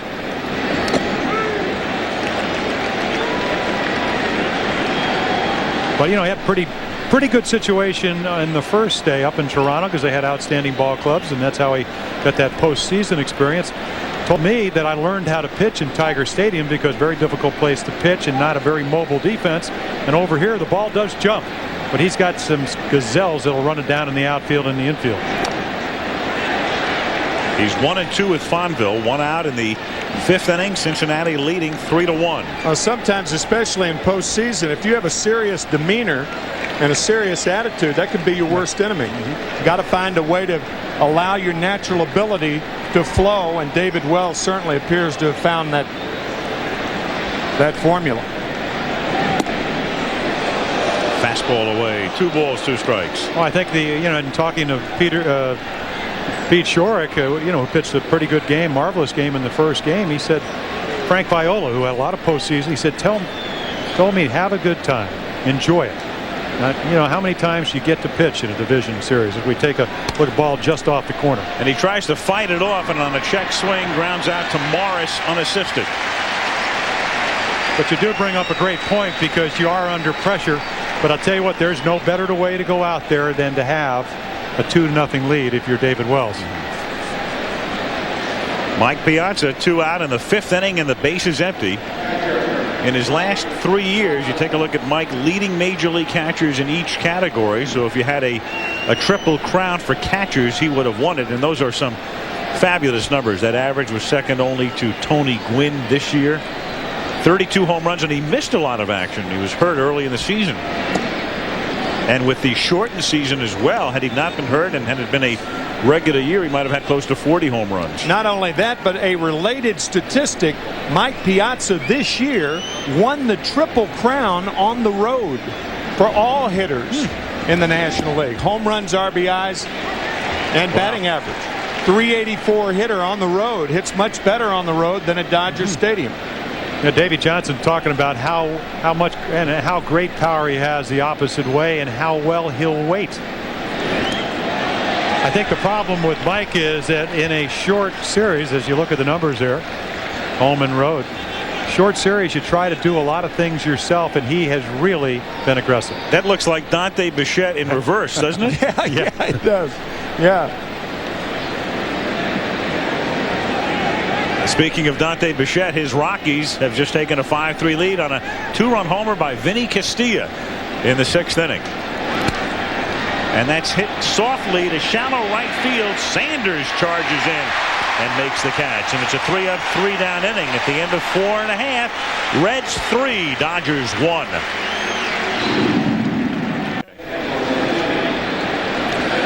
We go to the bottom of the 5th inning in Cincinnati. Al Michaels with Jim Palmer and Tim McCarver. The Cincinnati Reds trying to sweep this series and open up Tuesday night in the NLCS here against either Atlanta or Colorado. They lead 3-1 as we go to the bottom of the 5th inning, and the top of the order to face Hideo Nomo with Howard, Larkin, and Gant.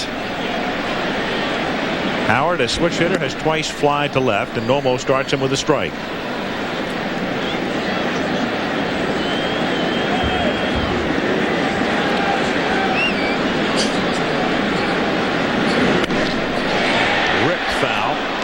Count 0-2. In the Dodger bullpen, Kevin Tapani is the right-hander. Mark Guthrie is the left-hander. Guthrie is a regular reliever. Tapani has been starting, but as we said before, don't look for Candiotti or Tapani tomorrow night. If the Dodgers keep this alive, they will try to come back with Ramon Martinez. Unless everybody's in the bullpen tonight. Everybody. No balls, 2 strikes the count with nobody out. John Saunders. Well, the Rockies and the Braves tied at 3 in the 6th inning. Runner aboard, Smoltz against Vinny Castilla, and he shows his power. Left center field, gone for the home run, breaking the tie. The Rockies back on top, 5-3 now in the 6th inning. The Yankees and the Mariners, the bases loaded. 2-1 the score. Don Mattingly against Randy Johnson, and he strikes out for the 3rd time in the game, only the 6th time that's ever happened in his career. 2-1 Mariners. Al, Jim, and Tim. Good report, John. Lose the music.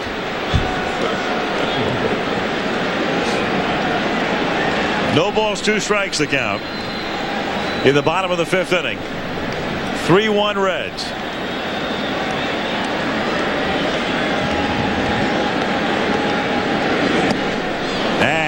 Gone on strikes. So Nomo picks up his 5th strikeout, and it will bring up Larkin. Oh, good fastball. Most of the strikeouts have been on the splitter. Fastball maybe not as sharp as it was early, but again, a tired shoulder, split middle finger of the pitching hand. And he has pitched about Tommy Lasorda. I said, why the velocity loss? He said a lot of innings and a lot of tough innings.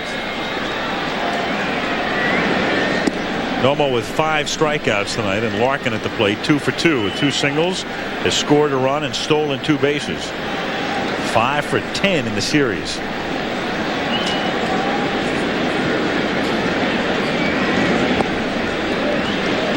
We were talking about the Dodgers and whether Wallach would retire and the fact that Butler probably won't be back. And the question about that man, Tom Lasorda. There's also a question about Nomo. Remember, they only signed him to a 1-year contract. Right.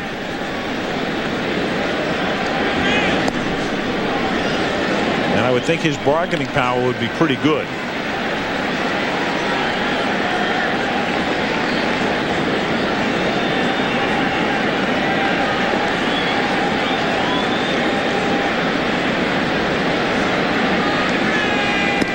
Three and one.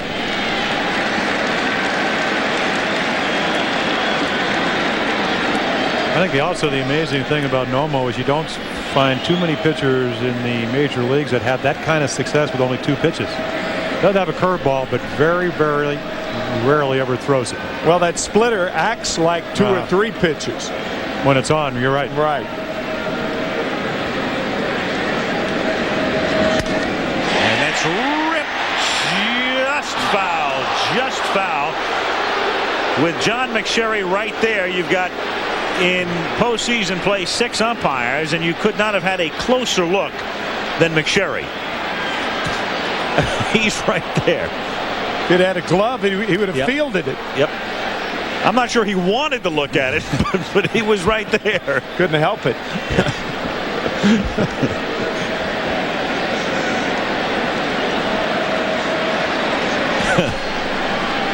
There's a lot of action down there. I mean, you've got 2 pitchers in the bullpen, and the stands are right there. Yep.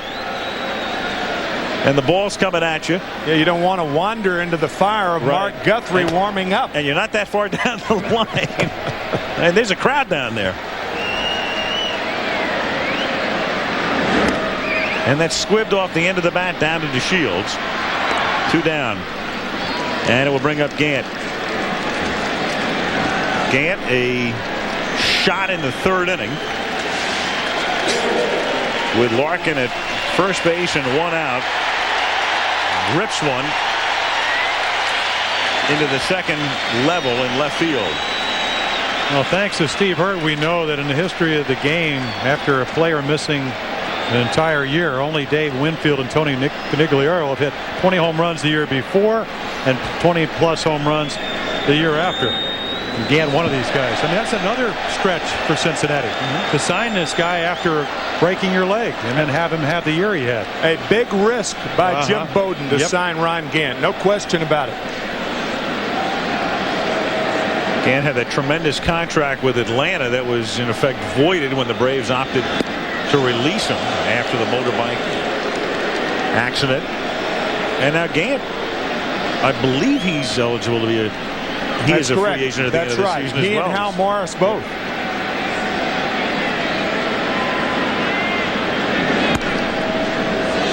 .2-0 missing in the count.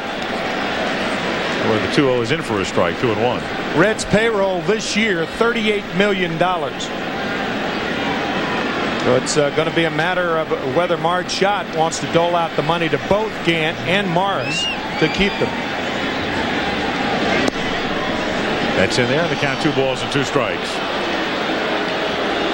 Of course, I don't think anybody can ever criticize Marge for spending money at the big league level. That's right. Up here she will, but not down below. Right. It's the ancillary things that she seems to sometimes forget the importance about, like scouts. Like saving $5 on press paper. Sure. $5 a day. That is some postseason media guide they put out. Hey, it adds up, guys. That's hitting the left field for a base hit. So Gant with a single.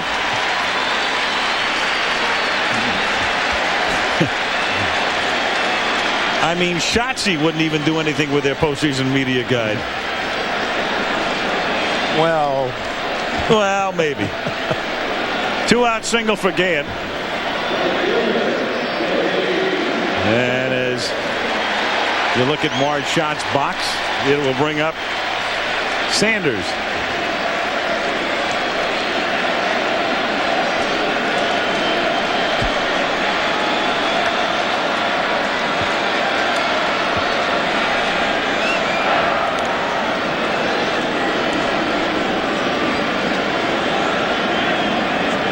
3-1 Cincinnati. 2 out in the 5th inning.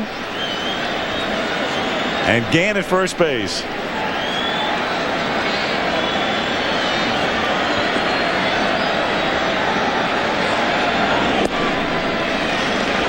One and 0.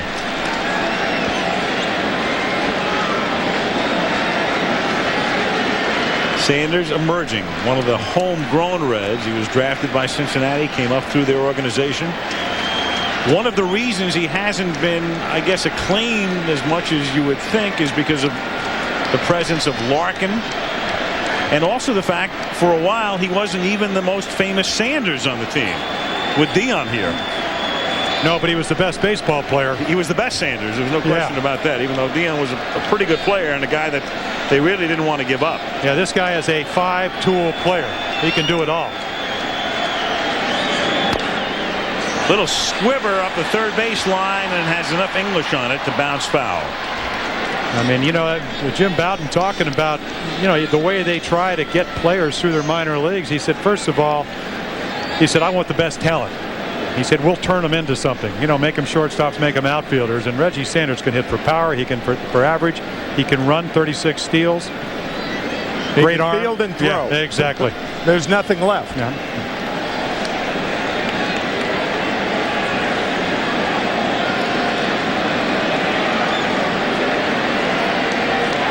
Compared to Eric Davis when he first came up, and interestingly, he holds his bat about as low as Eric Davis used to.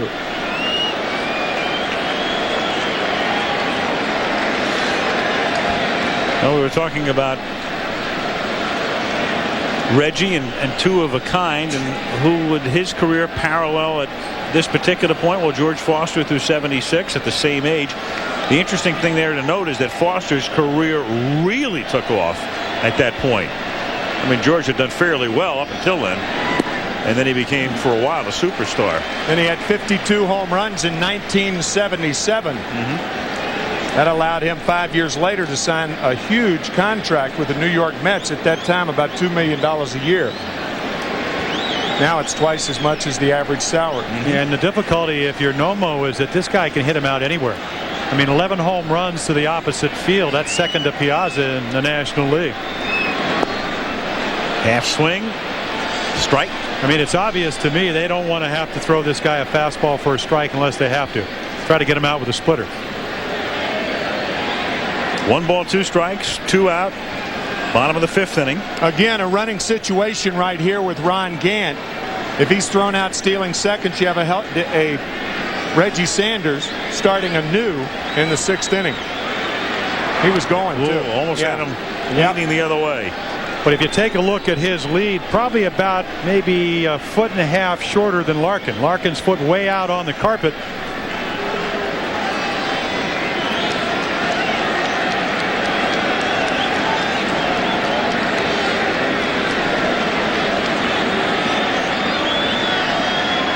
He goes, good jump, but Sanders strikes out swinging. And the Reds are done in the 5th. To the 6th we go. Cincinnati 3, Los Angeles 1. Penn State is the reigning Big Ten champ, but Ohio State is ready to rule. The Nittany Lions battle the Buckeyes in Game 1 of an ABC college football doubleheader Saturday. Al Michaels, Jim Palmer, and Tim McCarver. Guys, you know, you never know when an era will end sometimes. And we're not going to say that Tommy Lasorda won't be back, but it's conceivable, it's possible that Peter O'Malley will decide it's time for a change. If so, it's conceivable this is the last game Lasorda manages for the Dodgers. And if so, who in the Dodger organization is prepared to manage? And there's the man who will decide, Peter O'Malley. Fred Clare, the general manager. Dodgers with only 2 managers for the last 43 years. Yeah, Tommy's 19th year, past Earl Weaver. Actually, started the season tied with Earl. I think we're up to 15th in the all-time, now the 14th winningest manager of all time. Well, Tommy has seen the ups and the downs, but this series at this point has to be about as frustrating as any he's seen in a while, as Karros leads off with a base hit. The other night in a game that the Dodgers had every chance to win, they did not. And tonight they find themselves down 3-1, and one of the very key plays in tonight's game would have been the play with Fonville at the plate in the third inning when Chad had beaten the throw on Piazza's double but had not touched home plate, and then Santiago tagged him, and that ended that inning. And then 2 home runs given up by Nomo, and the Dodgers have to get up off the deck in the 6th inning, 3-1. Second brilliant play by Santiago, by the way. One in Wednesday night's game on the throw from Branson, and then the play tonight. Pitch to Wallach is up high, ball 1. Meanwhile, what about Eric Karros? Is he on fire and locked in? 3 for 3 tonight. He's now 7 for 11 in the series. Coming off a tremendous year. He has 2 hits tonight, plus the reach on that was the error. Right, he's 2 for 3. I gave him a double anyway, Timmy. I mean, he hit the ball hard enough. I mean, you know, tough play. Not a very forgiving scorekeeper. And it led to the Dodgers' only run. Well, he hit it hard, but that was an error. Yeah, that was an E9. Dave Burba, who came over from the Giants earlier this season, throwing in the bullpen. Their closer is Jeff Brantley, but you won't see him until the 8th or 9th. Karros at first base. Nobody out in the 6th inning. And Wallach pops it to shallow right field and over into the corner. And Sanders has room. 1 gone now in the 6th inning. Wallach is 0 for 3, and Delino DeShields, who has struck out twice, comes up.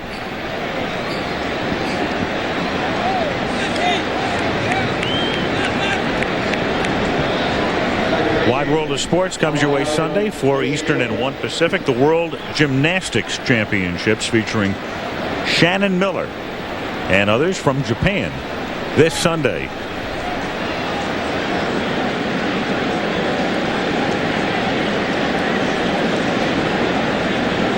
Now DeShields looks at a strike. Delino in this series is 2 for 10.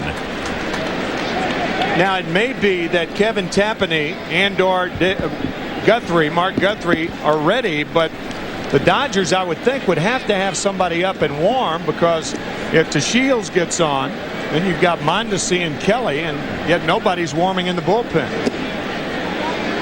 The strike, and the count 0-2. There's still time, obviously. DeShields is the number 6 hitter. Right. Yeah, they're going to have to do what they haven't been able to do, which was to get some sustained offense. And it seems like every time Wells gets into trouble, you know, a guy like DeShields come up, a left-hander. He's already struck out twice, and now David ahead of him 0-2. And down he goes, and that's 3 times tonight that DeShields has struck out. Well, the one thing David Wells was penciled in, maybe to get left-handers out in the bullpen. Davey Johnson starts him, and tonight Butler. He's 0 for 3 with 2 punch-outs. Now DeShields 3 for 3, down on strikes 3 times. And look at Tommy. Can't believe it.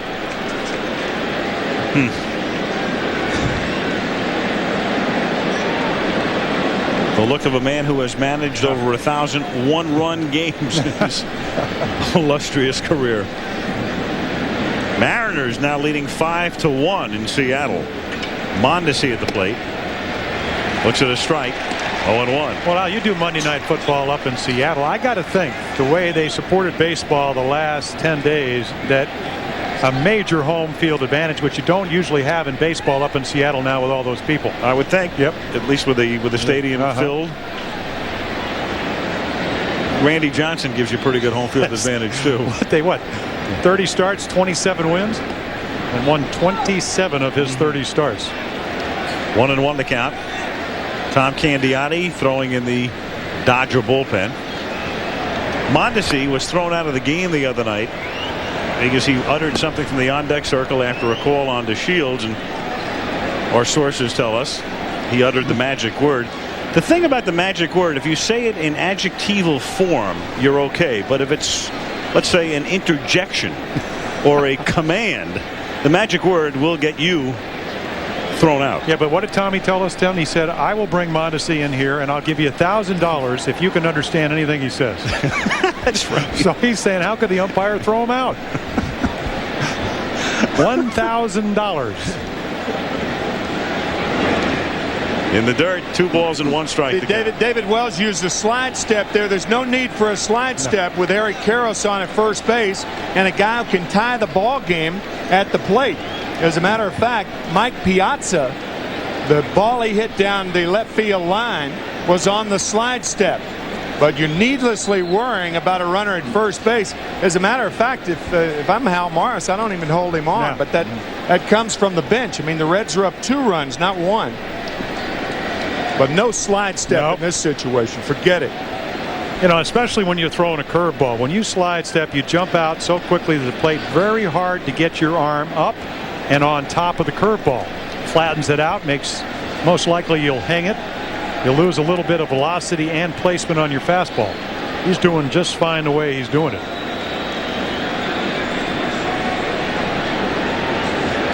You know, and maybe Benito's going to go out and talk about this.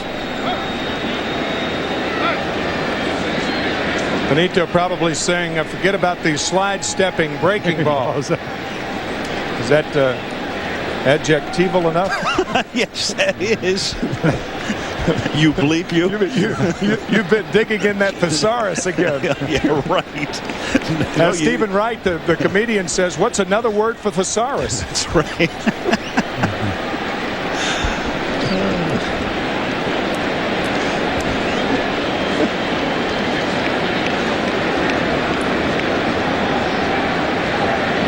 Now Wells ready, and that's lifted in the air to left field and medium deep and playable for Ronnie Gant. And that's that. They squander a leadoff single by Karros. To the bottom of the 6th, it's 3-1 Cincinnati. Yankees and the Mariners. Steve Howe is in to face Tino Martinez with the bases loaded, and Tino delivers his 3rd run batted in of the night.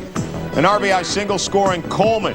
The bases are still loaded when Jay Buhner comes up, and he sends one to the opposite field to make it a 4-1 game. Mike Blowers drove in a run to make it 5-1. Then Luis Sojo, sacrifice fly. Tino Martinez tags up, scores easily. 6-1 is the lead. The Mariners over top of the Yankees, and with the big unit on, you can expect that one to hold up. Indians and the Red Sox in the 6th inning. Paul Sorrento not fooled by the knuckleball. That's a single. Eddie Murray, who had singled, comes in to score to make it 4-1. Sandy Alomar had a double to score Ramirez to make it 5-1. Then Vizcal up with a little single. 2 more come in, make it a 7-1 count. Then Carlos Baerga has just doubled in another. The Indians ready to put the capper on this series, 8-1 in the 6th. Back to Al, Jim and Tim. Okay, John, and on a shot to the right side off the bat of Hal Morris, Eric Karros cannot come up with it, and the Reds have the leadoff man on here in the bottom of the 6th inning. During those updates, Jim and I looked at one another, and we both had the same thoughts. Nomo is out there on guts and guile right Exactly. now. He's lost 2 yards on his fastball. Well, you know, Fred Clare, who's the general manager of the Dodgers, said, I mean, here's a young man that left Japan, all the security, financially, emotionally, came over here to pitch against the best players in the world. And he's had a marvelous year, but I tell you, he's out of gas. It's been a long one. Yep. Santiago at the plate. That was a fastball, folks. His last pitch was a fastball, 77 miles per hour. That's not going to get a lot of guys out. And I'll tell you what, you know, a lot of people are enamored by the radar gun, but I'll tell you, Dave Wallace, the pitching coach, knows. He can see that. And the hitters will tell you. Yeah, I think, excuse me, Al, but Fred Clare also saying the same thing. There's no better guy that we would like on our staff to pitch a must game than Nomo, even if he's not up to speed. And I mean, you're right. He's out there doing his best. But this is a very, very tough lineup because they hit for power and they'll run you out of the ballpark. And Tommy Lasorda trying to nurse him through this inning because the pitcher spot is the 2nd spot up in the Dodgers 7th.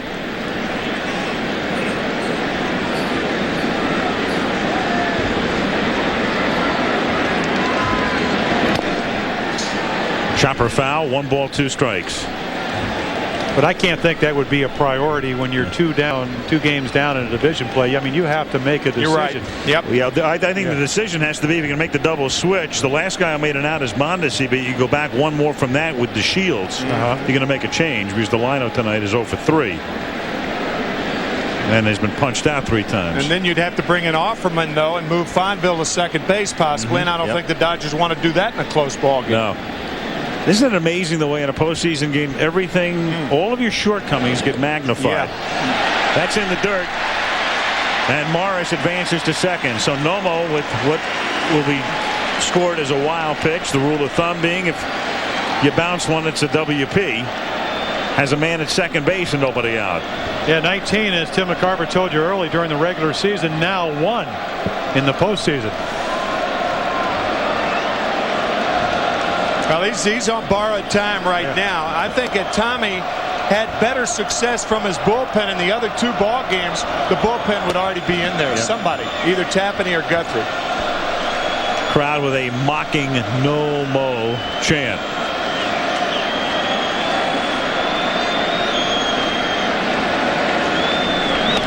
That's fouled away. at least it's better than the chants that we heard earlier this week in the series at Yankee Stadium with Ken Griffey. Yeah, that's when they were using the interjection there, not the adjectival form. All 50,000.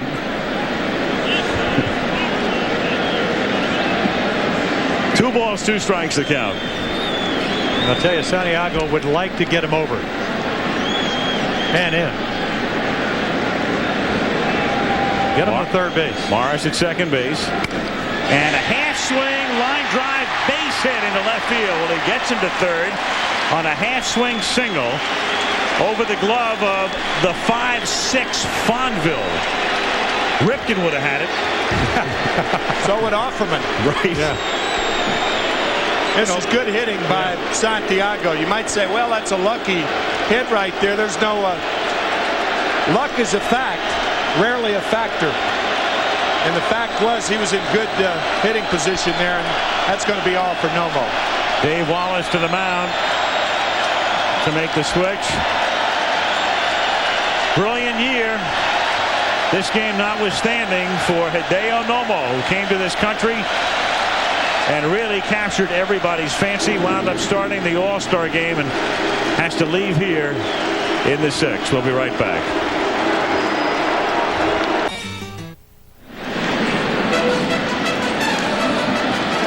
This division series game is being brought to you by Toyota and their full line of quality cars and trucks. Toyota, I love what you do for me. Network MCI, how to get modern communications technology working for your business. And Gillette Sensor and the Gillette Series. Gillette, the best a man can get.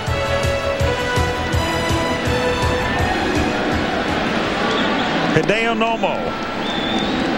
Will he win Rookie of the Year? Well, it's either Nomo or Chipper Jones. A lot of people think that he shouldn't be eligible, or some do, because he has a lot of experience pitching in what amounts to the Japanese Major League. But the rules simply state first year in these major leagues and you're eligible. The bigger question is for Nomo, will he be back again as a Dodger next year? I think that's a no-brainer. I think they've got to sign him.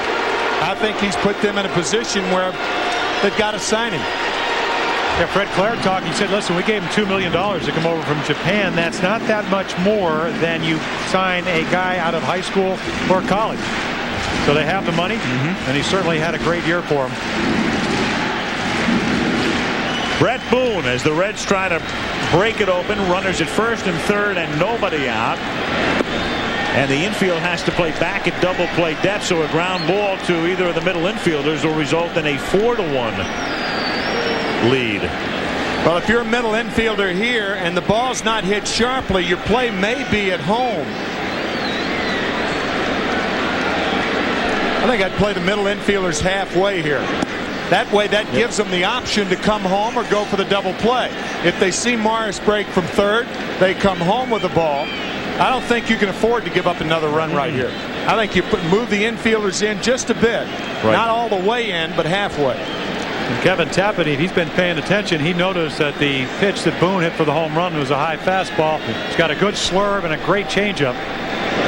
And that's what he throws right there. A ball that he throws like a palm ball, almost acts like a split finger.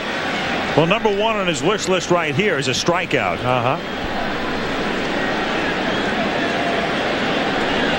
And number 2 is a double play bouncer by Branson next. Well, he pitched a third of an inning in game 2, gave up 3 walks and 2 runs. Foul back, and the count 2 balls and 2 strikes. You have to be very patient right here in this hitting situation. Left-handed batter on deck. Tommy Lasordo bring in Guthrie. Tapani, as you said, Al, going for the strikeout. Probably that slider off the plate and down. The same pitch he threw on the 0-1 count.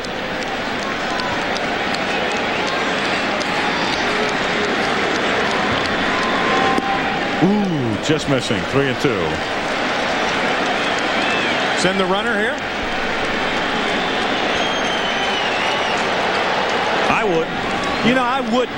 And it's rare because a double play scores a run. You convinced me. I didn't think about that aspect of it. And it's the old fake to third and try to get the guy leaning at first. You know, it's amazing. You wouldn't think that works, but it does. Guys will try it. Jack McDowell, one of the best in the American League, and maybe 2-3 times. Get an aggressive runner at first, wants to get that big lead, and he gets picked off. If Santiago were running and Boone strikes out, you throw Santiago out at second base. Then you have 2 outs and Morris on at third. Not cut and dry. It's an interesting. It's an interesting situation here. And he doesn't go, and the pitch is in the dirt, and the bases are loaded.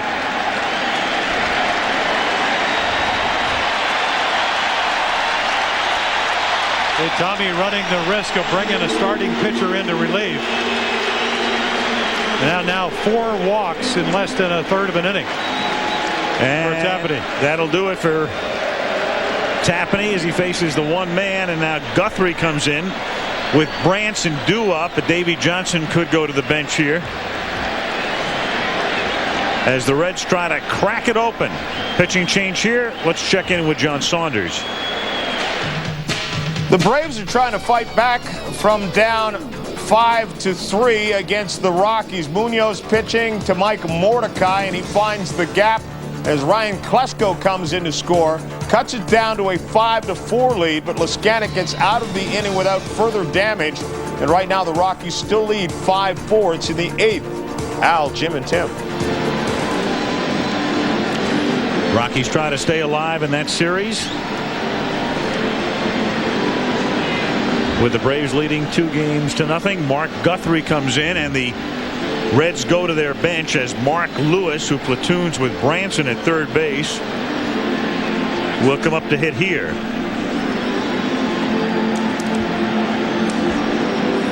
And in the Cincinnati bullpen, their setup man, Mike Jackson, loosening up. Their short man is Brantley. A reminder, college football comes your way tomorrow at noon Eastern and 9 a.m. Pacific time. Ohio State, ranked 5th in the country and coming off their win against Notre Dame, taking on Penn State. And then you will see the Irish at 3:30 Eastern, 12:30 Pacific against Washington. College football tomorrow right here on ABC. You have Mark Guthrie in the game. As you said, the pinch hitter, Mark Lewis. So both trying to make their marks, I guess you could say. And David Wells is also on deck. I think in a situation like this, you should have the pinch hitter. And you got Mike Jackson warming up. So Davey Johnson's probably going to pinch hit for David Wells. And if you have a hitter on deck, then the on-deck hitter knows what to tell the base runner. A pitcher knows nothing about what goes through a mind of a base runner, whether to get down on a slide, play in the outfield, shallow play in the outfield where you've got to play at home plate. So since you're going to make the change anyway to a pinch hitter, you might as well have him in the on-deck circle so he can help the runner out. Why don't you manage? No, thank you. Well, he does about 78 times a year on WWOR. Oh, man. Didn't you teach I've been accused of that before by Davy Johnson. Exactly. Yes, you have. You got him that good. He must have listened. He probably went home and listened to all the tape. I had nothing to do with that. Mariners now leading 6-2 as the Yankees get a run in the 7th. Here, they get to pinch hit with a guy that hit .339 during the regular season. 3 home runs, 30 RBIs. and the infield in as Mark Lewis looks at a strike, and the count is 0-1. And now Dave Johnson, heeding the advice of one T-Mac, sends Mariano Duncan into the on-deck circle.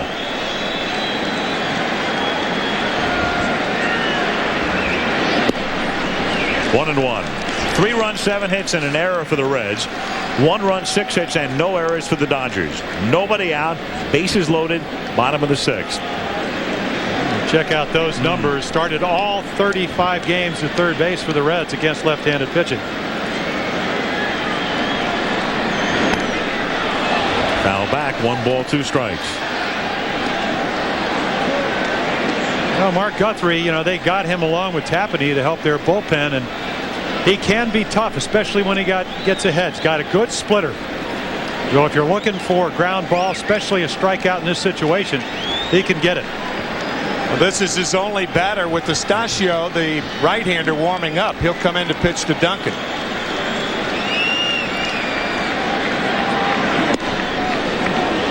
Two and two. You don't want it to go much past 2-2 with the bases loaded.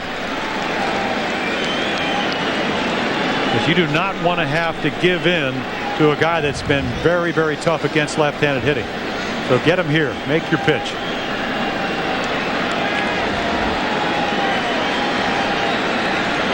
John Cummings is the lefty. Anastasio, the former starter. And that's hit in the air to left field and over the head of Kelly, who goes all the way back to the track and watches it go out for a grand slam.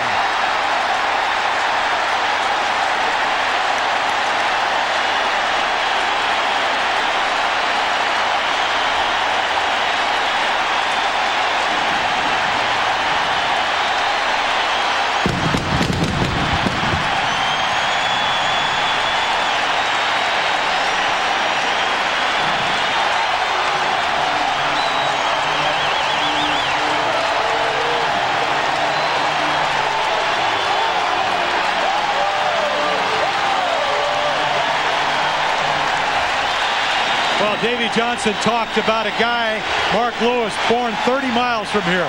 He said, first of all, you want to win a pennant, you want to use your whole roster. And right here, you'll see him almost past Brett Boone at first.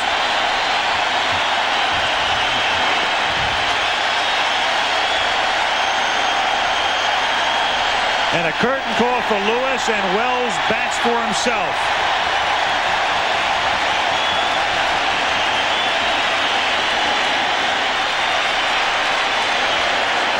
Davy Johnson saying nobody works harder than Mark Lewis out here at 2 o'clock.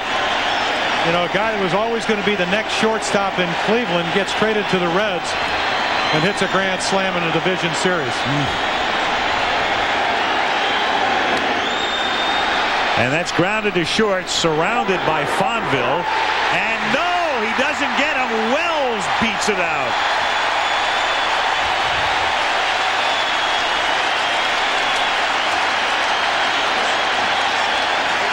I think Lewis's grand slam gave Wells the adrenaline he needed to beat this one out. It also gave Davy Johnson the option now of bringing Duncan back and leaving Wells in the ball game as he beats the play at first base. He only had 4 hits during the regular season.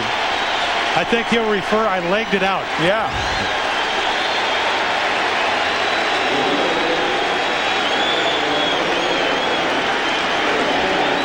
And Dave Wallace goes to the mound, and he wants the right-hander, Pedro Estacio, to come in to face Howard.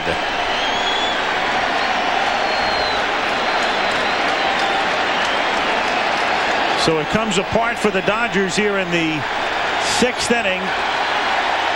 Still nobody out, and it's 7-1 Cincinnati.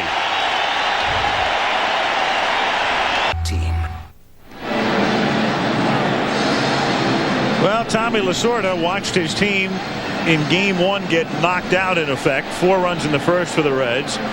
He has seen a lot of frustrating games in his career, and right up there would have been the second game in this series. And then tonight, early on, he watches his team put 2 men on in the second inning when Kelly fouls out. In the third inning, Fonville misses home plate on a play that would have made it 1-0. Dodgers kept the inning alive with Piazza at second and Caros coming up.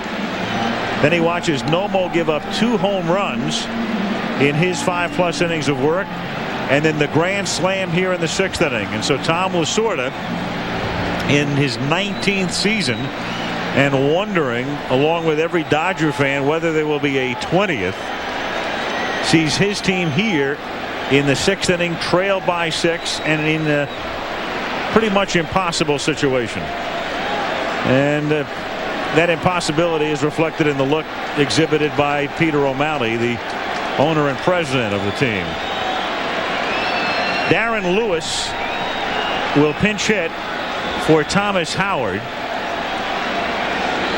and face Pedro Estacio, and he squares and takes high, ball 1, 1-0.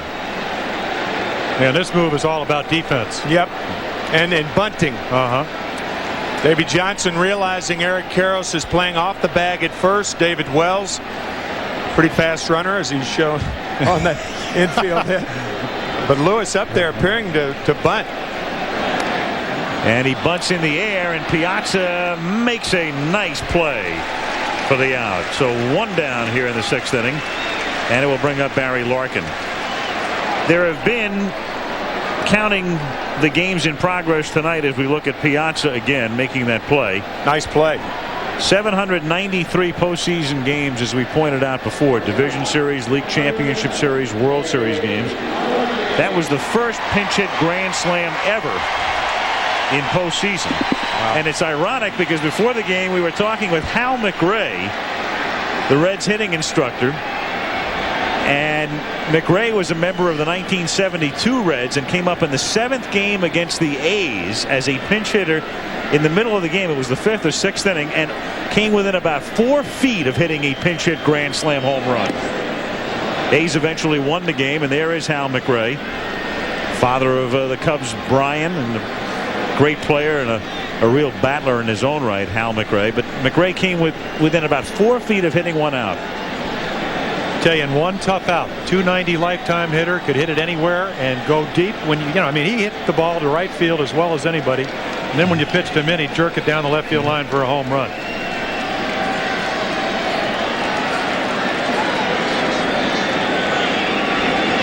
Oh, 1 to Larkin is inside. 1 ball and 1 strike.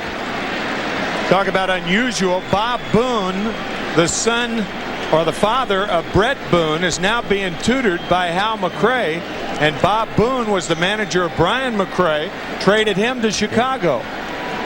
When Bob Boone took over Hal McRae's job as manager of the Kansas City Royals. Well, a lot of features have been done recently on especially with the Reds, the father-son combinations through the years with Pete and Petey Rose, with Tony and Eduardo Perez and Pedro Borbon and Pedro Jr.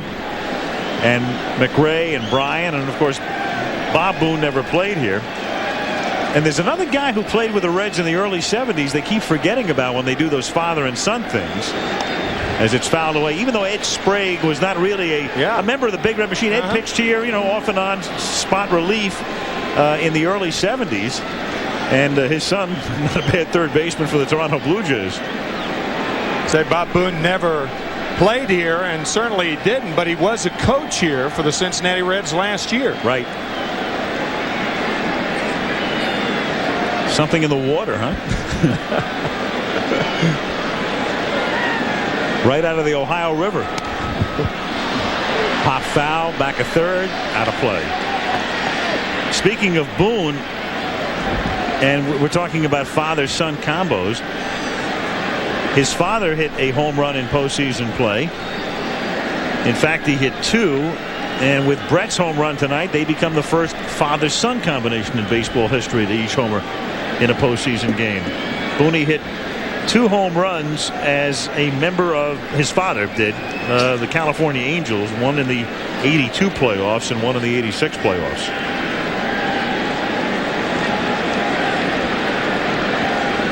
And then was grandfather Ray Boone, of course, going way back with the Indians. But Steve Hurt has already looked it up, and Ray never hit a postseason home run. I don't know whether Ray was ever in postseason. Well, one. I think he had one at bat. He played us with the 48 Indians. One at bat. 48 Indians. Yep, sure. Then he went on to Detroit. Fine player, the grandfather of Brett Boone.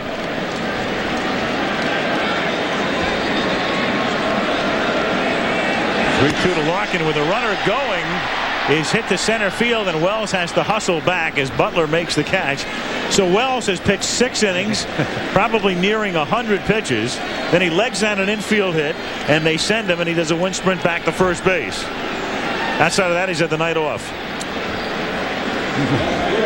Rather skittish at first base, wouldn't you say? Scampers back. Scampers? I'm not sure if David Wells can scamper.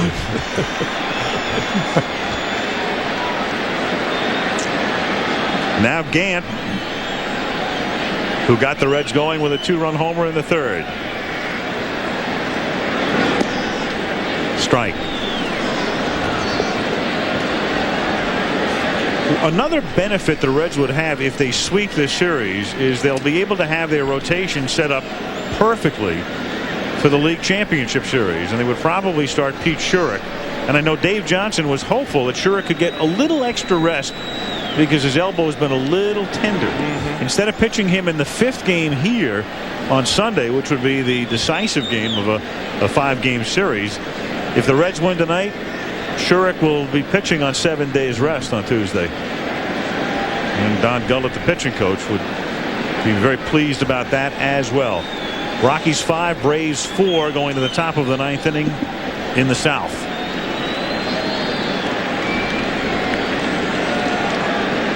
Gant, the 8th man to bat, 6th inning, 7-1 Cincinnati.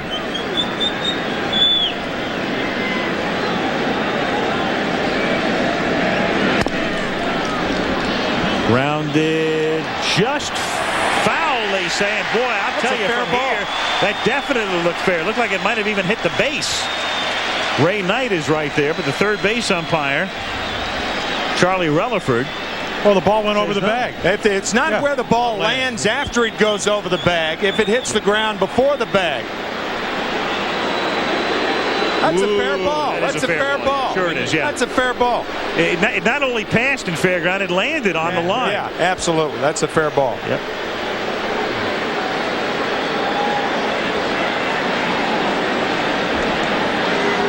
Well, right on the line. On the outside of the line, but clearly as it passes the bag, it's a fair ball. Oh, clearly fair.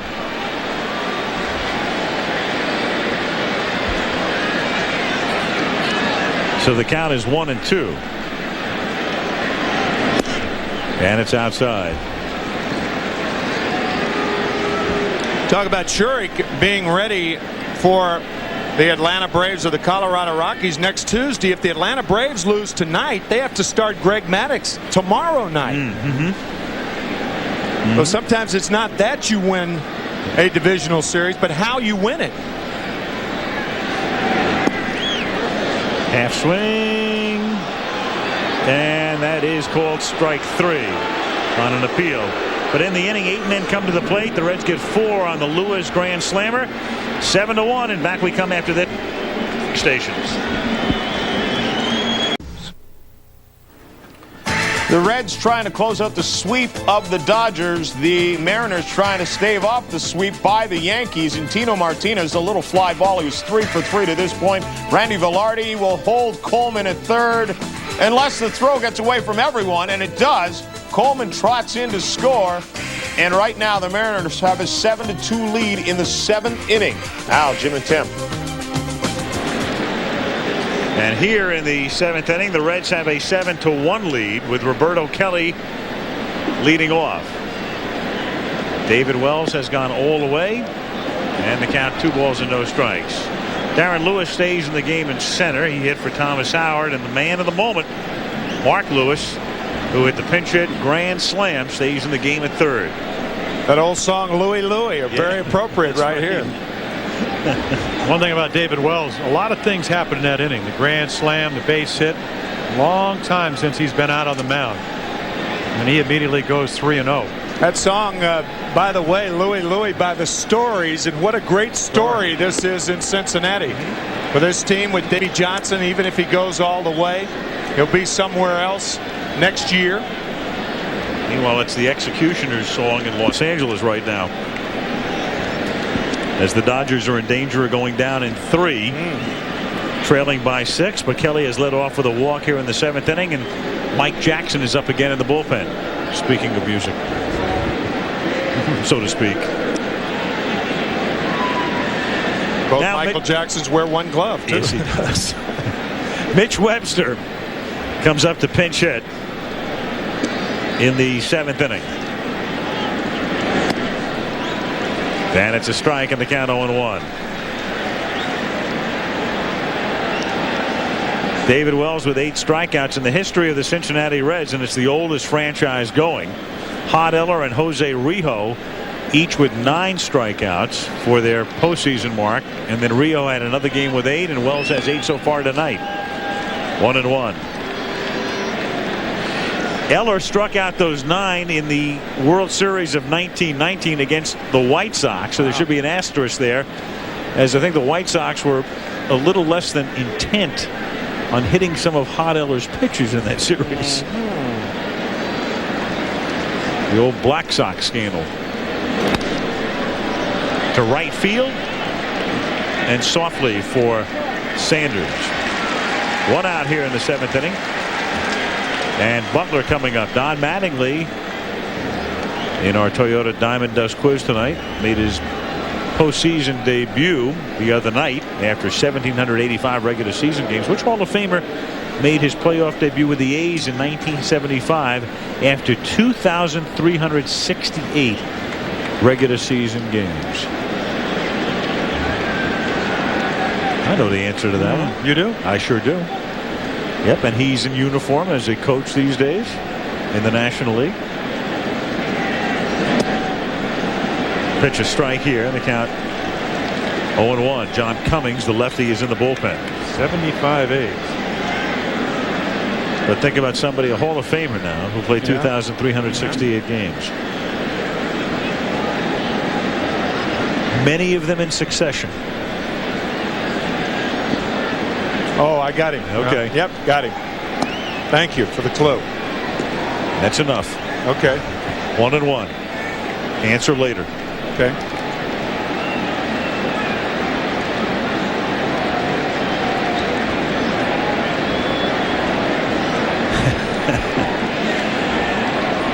David Wells. He will not win the Ralph Lauren Award tonight.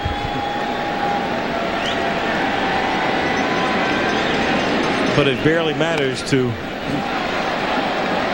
Reds fans, as he has come in from Detroit, pitched very well down the stretch, and is on the verge right now of being on the positive side of a decision that will send the Reds into the next level of competition, the National League Championship Series.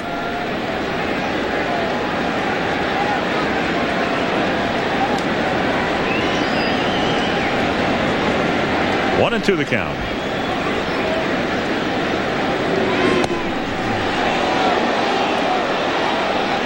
Two and 2.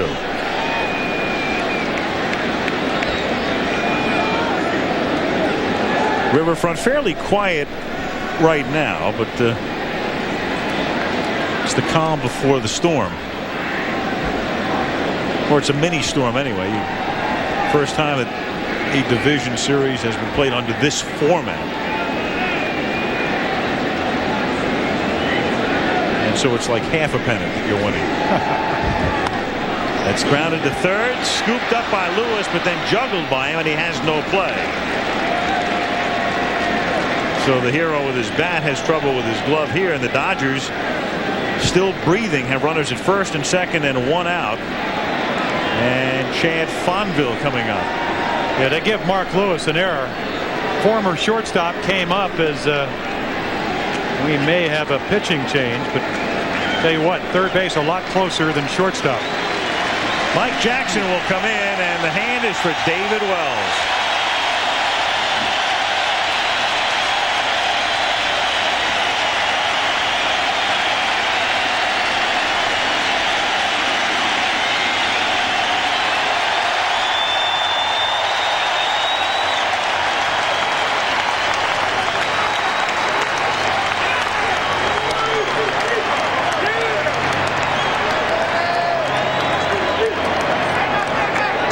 Wells goes 6 1/3 tonight, winds up striking out 8. Gives up 1 run, and the 2 men on base are his responsibility, and 6 hits. And the only walk he yielded was the leadoff walk here in the 7th inning. So Mike Jackson comes in, and he will face a very key man for the Dodgers, who are down by 6, because with runners at first and second and 1 out, if Fonville can get on, well, then you've got Piazza and Karros. You're just where you want to be, and you're just where you need to be if you're the Dodgers to get back in the game. And that won't be easy. I'll tell you what, Mike Jackson, elbow problems last year. David Johnson telling us before the game he had some shoulder problems early, nursed him along. You can look at the numbers. I mean, superlative. A hard slider. When he did have the tender elbow early in the year, he also worked on a sinking fastball, a little bit of a changeup, 2 pitches he really didn't have last year. And the way he hurt that elbow was throwing the slider too soon in spring training, trying to impress Davey Johnson and Don Gullett and trying to earn a job. And Davey said that Michael Jackson's simply a casualty of the abbreviated spring training this year. In fact, the whole pitching staff. Yeah. You know, Davey talking about the fact that most of these guys not finesse pitchers. There's David Wells. He's finessed his way for 8 strikeouts, but all the other guys hard throwers, and 20 days wasn't enough. That's one of the reasons that the Cincinnati Reds started out 1-8 in their first 9 games. 1-8, and then they were 28-6 over their next 34. So here is Fonville. Runners at first and second with 1 out. 7th inning, 7-1 Cincinnati.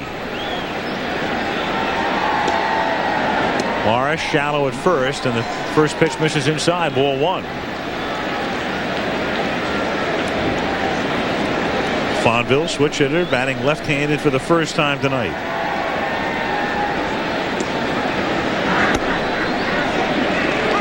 One and 1.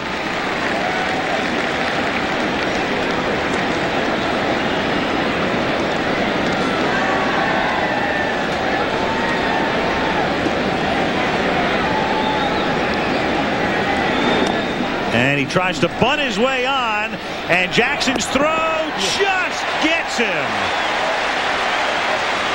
I'll tell you, that's some kind of great play, because that's the only way he can make that play, and that's to barehand the ball. I didn't think he had a chance for him. Once that ball took the second bounce, I thought, forget it. Right out of midair. You know, and this is not something you work on in spring training. That's kind of routine. He looks safe. Now, whether he's safe or out's another story. Yeah, it was a great play, but he looked safe. Very, very close. Very close, and a very big play, because he beats it out. You have the bases loaded. Right. You're down by 6, but you still have Piazza and Karros and Waller coming up. Yep. So Fonville not bunting for a sacrifice there. He's charged with an at-bat, bunting for a base hit, and the pitch is popped up off the bat of Piazza. Gant calls Larkin off, and that's that for the Dodgers in the 7th inning. They leave 2 more. And at the end of 6 1/2, 7-1 Cincy.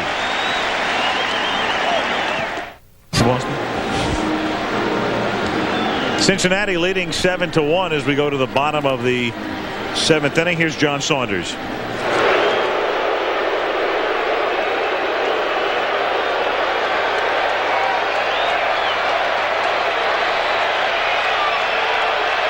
Here's the 1-1. Little looping fly ball, shallow right field. Walker coming on, diving try, did not come up with it. Heading for third is Klesko. Runners at first and third. Walker got to the ball, got a glove on it, but couldn't quite hang on. And Atlanta now with runners first and third, one man out, Mike Mordecai, the batter. He did not get much of a pitch to hit here. That wasn't even a strike. That was a foot outside, right off the end of the bat. Great effort here by Larry Walker, but he trapped the ball. And Ryan Klesko with the play in front of him there. Gets all the way around to third. Mordecai delivered a big run-scoring pinch hit single in game 2 to win the game for Atlanta, give them the go-ahead run. He had a pinch hit double and stayed in the game here. We're in the bottom half of the 9th inning in Atlanta. Colorado leading at 5-4. But Atlanta has runners at first and third with one out. 1 ball, no strikes on Mordecai. Ooh, Holmes almost balked there.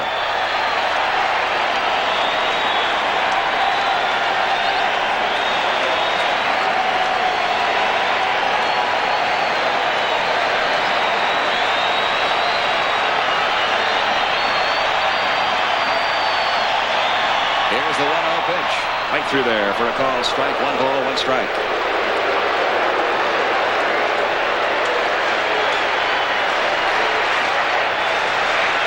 Luis Polonia has moved on deck. Klesko, the potential tying run at third. Lopez, a potential winner at first. Breaking ball outside. 2-1 to Mordecai.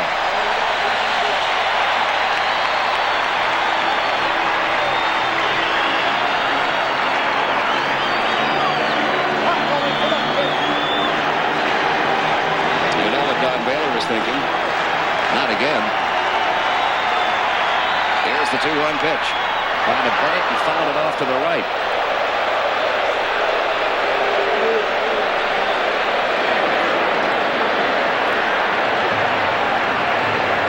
Count 2-2.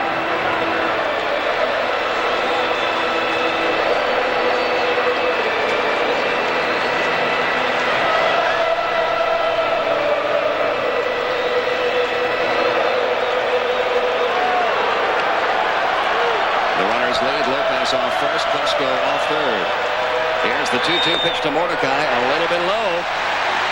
And that fills the count 3-2. Luis Polonia waiting in the on-deck circle.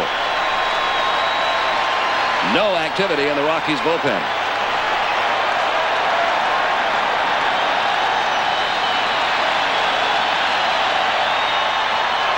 The fake throw to third, the look back to first.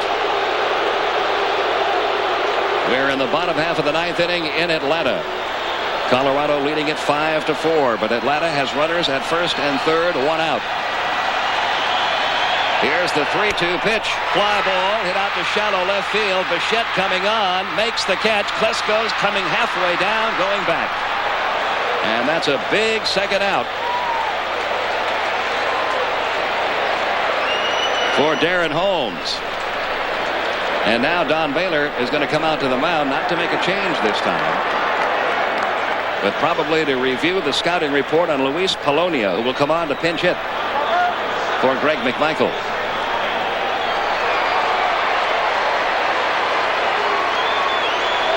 Polonia coming over from the Yankees.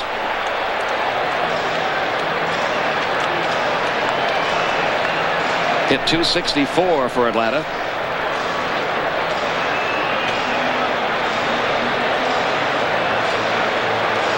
The fly ball hit to shallow left field. Bichette making the catch. Klesko going about almost halfway down before putting on the brakes and coming back. Ted Turner thought it was deep enough. Not quite. 2 men out. Here's Polonia. Runners at first and third. The Rockies need 1 more out to send this to a 4th game tomorrow night. The pitch to Polonia. 0-1.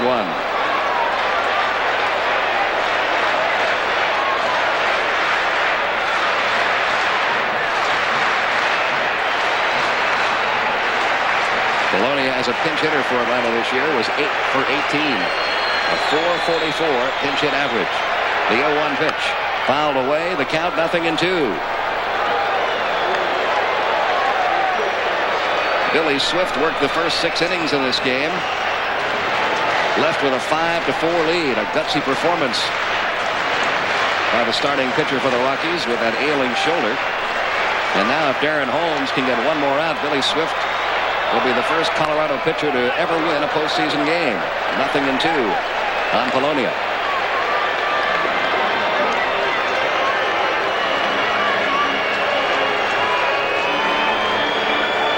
First and third, 2 outs. Here's the 0-2 pitch. Fly ball, shallow left field. Bichette coming on, can't get it. Base hit. Klesko scores. Down to second, Javi Lopez. We are tied 5-5.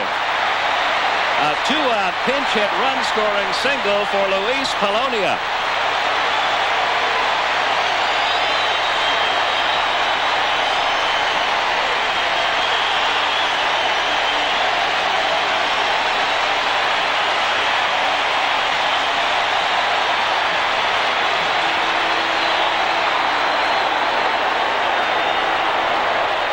A breaking ball. Polonia hit it a little bit off the end of the bat, just flared it into left field. Now Marquise Grissom takes a strike in the outside corner.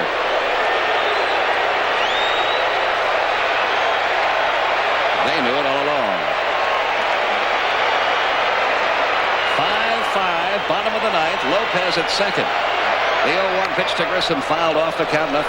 That was an 0-2 pitch that Polonia hit into left field for the base hit to tie up this game.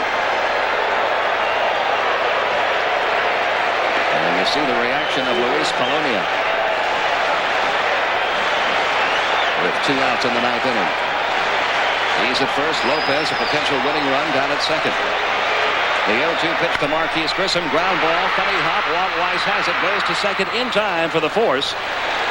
But the Atlanta Braves, rebounding again in the 9th inning, have tied this game up. We go to extra innings in Atlanta. And back now in Cincinnati, where this one is 7-1 Reds. Bringing you the bottom of the 9th inning there as they go to the 10th inning now in Atlanta. Here, Lewis at the plate, who hit the pinch hit grand slam home run, will be walked intentionally to load the bases. John Cummings in for the Dodgers. Mike Jackson, the pitcher, coming up next. The inning began with Reggie Sanders striking out, and Sanders has struck out 4 times tonight. Then Morris walked. Santiago struck out. Boone with a base hit.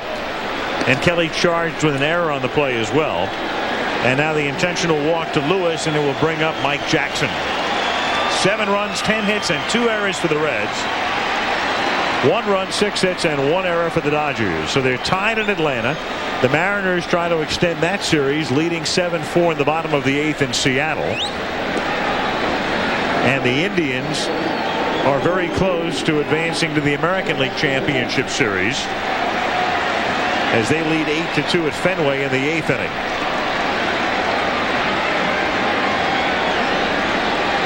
Mike Jackson with the bases loaded and 2 down in the 7th inning.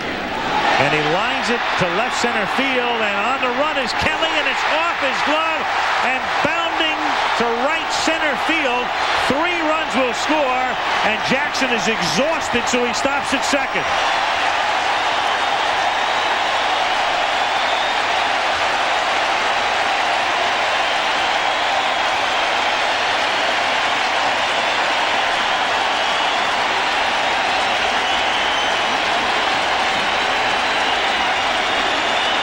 A 3-run double by the pitcher.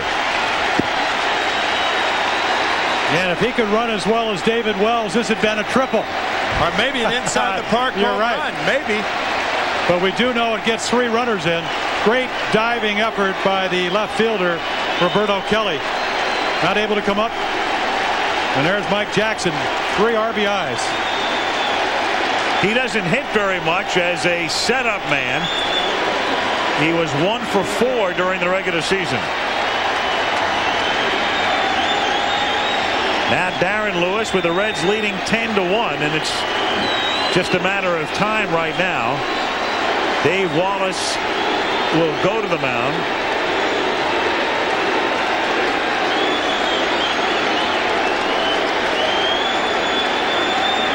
As Davey Johnson checks the card.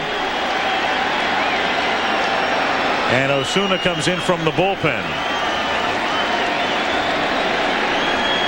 So Antonio Osuna comes in from the bullpen, and it gives us a chance to answer that Toyota Diamond Dust quiz earlier. Don Mattingly made his postseason debut a couple of nights ago after 1,785 regular season games. Which Hall of Famer made his postseason debut with the A's in 75 after BW. 2,000? 368 regular season games. The sweet swinging Billy Williams. Which reminds us too, I guess, the most famous player never to have played in a postseason game would have been Billy's longtime teammate Ernie Banks. Right. Of course, for those of you under the age of, I guess, 40 or 35 or whatever, which is the majority of the country right now, boys, there was no such thing as postseason baseball outside of the World Series until 1969. You had 2 leagues and you had 8 teams, and then in the early 60s they were expanded to 10, and you had a World Series, and that was it. And then in 69 they divided the American and National Leagues into Eastern and Western divisions, and that started the playoffs, or the League Championship Series. And now, of course, under this new format, you have to win 11 games to win the World Series. 3 here, 4 in the League Championship Series, and then 4 in the Fall Classic. Exactly. I still remember what happened to pitch the clincher my second year in Kansas City, and then of course we knew we were in the World Series. The World Series share was about $11,683, and now it's about $150,000. So with additional playoffs, more revenue, more dollars for the players and the owners.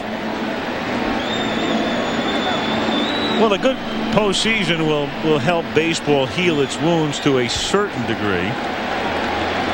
The purists, I know, didn't like this format. I like it. I think this is good. I think in the long run, this is going to be very good. The regionalization of the telecast is terrible, but that's already been taken care of. This is a 1-year deal only for that. They'll get that remedied next year.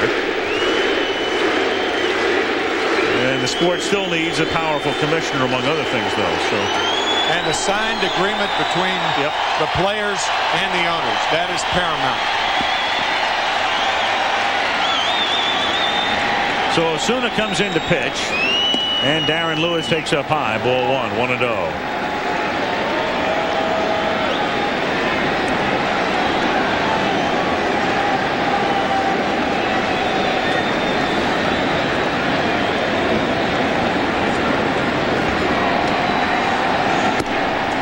That's a strike, and the count 1-1.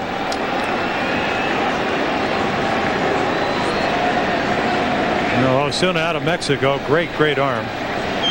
94, 95 miles per hour, wicked slider. Doesn't have great control with that pitch, though. 1-2 the count. Jim, people just don't realize how much time it takes for a young pitcher. I think a pitcher probably more than an everyday player. That's an arguable point. But I think it just takes longer for a pitcher to develop. And this young man right here has got a bright future in front of him. Great arm. In fact, the whole Dodger staff, good young arms. It's basically a young team. And Lewis has gone on strikes, but in the inning, the Reds add 3 more. And the celebration is going to begin very soon. 10-1 Reds. All right, back to your game in a moment, but the Yankees and the Mariners in the 8th inning. The Yankees mounting a comeback. Bill Risley on in relief facing Bernie Williams. He gets his 2nd home run of the night, followed up by Mike Stanley, who also goes to right field. That makes it a 7-4 game in the 8th, but Norm Charlton comes on, nails it down, 7-4. The Mariners get the win, and they are still alive. The Rockies and the Braves, still 5-5. Now in the 10th inning, the Rockies, though, are just scoring a run. We'll update you in a moment. And back here in Cincinnati, 10-1, the Reds lead it. Jerome Walton is the new left fielder, with Ronnie Gant coming out in the 8th inning. If the Reds win tonight, the National League Championship Series opens here on Tuesday night against either the Braves or the Rockies. In the American League, the Mariners stay alive as Karros grounds one to short. It's the 4th time tonight that Karros has led off an inning, and he grounds out one away. If the Mariners win that series in the American League, they would open the ALCS in Seattle. If the Yankees win that series, it would open up in, well, the way it looks right now, Cleveland, because the Indians appear to be on the verge of clinching. 6-5 as the Rockies have retaken the lead in the top of the 10th in a wild one in Atlanta. And top of the 9th, Indians 8, Red Sox 2. Strike. 0-1 here on Wallach. Well, is this at the end of the line for Tim Wallach? A question to be answered. And again, the Lasorda question. And, you know, all of us we're around the game and you talk to people, and sometimes you get a gut feeling what's going to happen. But I have to say, this one's a 50-50 with Tommy right now. I don't know. Yeah, I don't either. Wallach down on strike. Well, you know, Al, I know you're a lot closer to the Dodgers than I am. You live on the West Coast, but everybody, the talk I've heard all year is this is an underachieving ball club. But are the Dodgers, with making 130 errors with a young pitching staff, really that good? Well, you wonder. You know, you get a label, and they say they're underachieving, and part of that has to do with the fact that you had Piazza and Karros having terrific years. Mondesi had a real good first half, and he kind of tailed off second.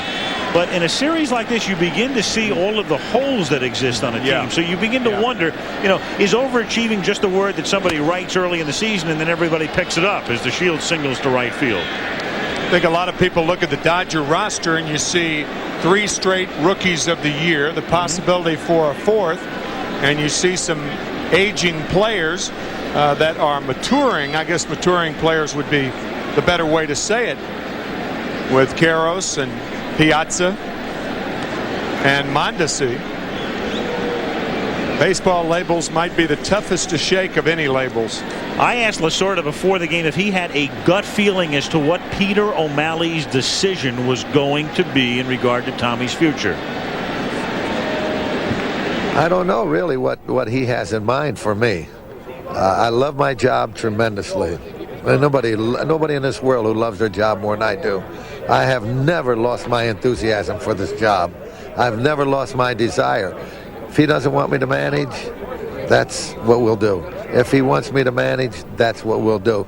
I'll probably talk to Peter as soon as everything's over because, hey, we're thinking about this game tonight. We've been thinking about getting into the playoffs. We haven't had time to really talk about it, and that's not that important right now. That was Tommy before the game tonight, discussing his future. He sends Hollingsworth up to hit for Mondesi here in the 8th inning with 2 out. And so Peter O'Malley, whose family has run this team for years and years, back to the Brooklyn days, and who has been a model of stability and consistency, well, only he knows the answer right now as Hollingsworth grounds out to end the top of the 8th. To the bottom of the 8th inning, Reds 10, Dodgers 1. You all saw the Braves come back to tie the Rockies in the bottom of the 9th. In the top of the 10th inning, Andres Galarraga, who they walked Larry Walker to get to, brings in Dante Bichette, who had doubled, makes it 6-5. Then Vinny Castilla brings in Larry Walker as he drops this one out into right field. Walker had moved across on a wild pitch, 7-5. It's now moving to the bottom of the 10th inning. Al, Jim, Tim. Okay, John, and in Cincinnati, the bottom of the 8th inning with the Reds on top 10-1, and Barry Larkin with 2 hits tonight and 5 hits in the series. 1-0 with Antonio Osuna working for the Dodgers.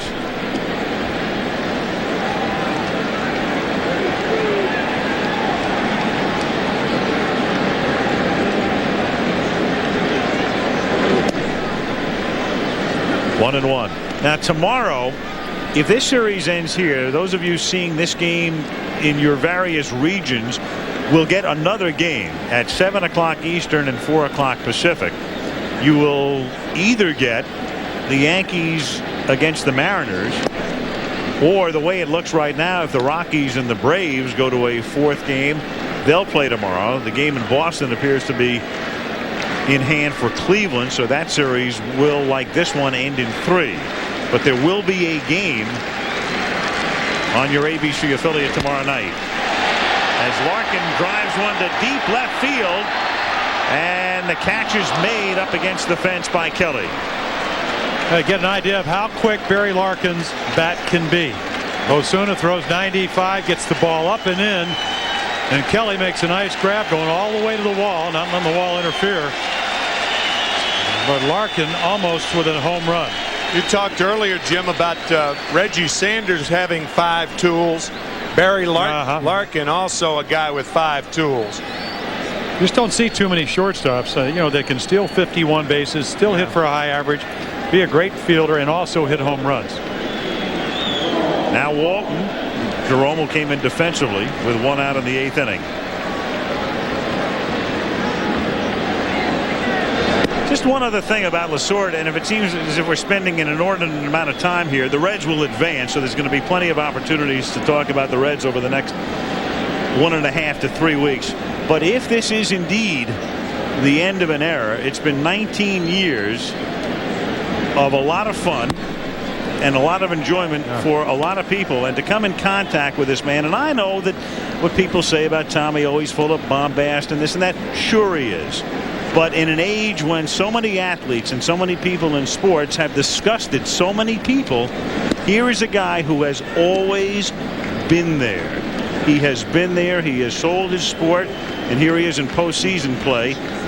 Casey Stengel managed 63 games, and this Tommy's 61st postseason game. So he's been brilliant in the dugout, and he has been as good for his sport as any athlete, manager, administrator I can think of in any sport. He is a wonderful man. And I'll tell you, if Sparky Anderson, who I saw last Sunday, who resigned last Monday, is listening, I know, you know, he said he was going on a cruise, but not till November. If he doesn't come back and manage, the game will miss a class guy like him. I can't think of 2 guys that have really represented baseball better. Absolutely. I tell you, I can't wait to get in the locker room and talk to Tommy, because he is, I mean, he just makes the game so much fun. Swing and a miss, and the count 0-1. It's interesting to note once again that the only manager here tonight, sure to be gone next year, is the guy who is seeing his team sweep the Los Angeles Dodgers, and that's Davey Johnson. Isn't that amazing? You're right. It's a ridiculous situation. And I mean, absolutely deplorable, in my judgment. Oh, yeah. Oh, yeah. Well, everybody knows he can manage. That isn't a point here, I guess. 1-2. I mean, think about this, too. Here are the Yankees on the verge of advancing, and some question as to whether Buck Showalter will come back there. Whether Buck Showalter even wants to come out there. Yeah. Well, and Davey Johnson's going to be out here. You could have a World Series where both guys are gone. Yeah, right. And down goes Sanders. So we'll go to the 9th, and the Reds 3 outs away from advancement. We're back, 9th inning. It's going to take a while for the fans to really get into the division series. I'm looking around, and about half the crowd has left. Now, if you were winning a whole pennant, everybody would still be here, even with the score 10-1. Be here for the celebration. Yeah, right? but with half a pennant, you got about half a crowd. Yeah.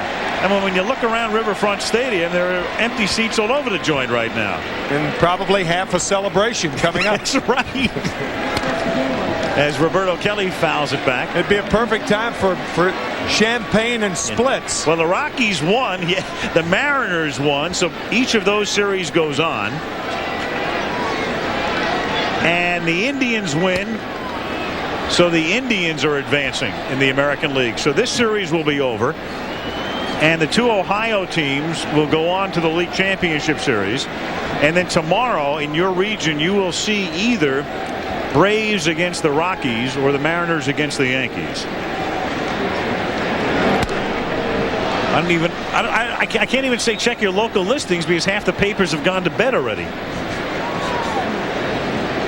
Meanwhile, among other things, if a guy's ever going to strike out 5 times in a game, do it when your team wins 10-1. That's what Reggie Sanders has done tonight. While nobody was looking, Reggie Sanders is 0 for 5 with 5 punch-outs.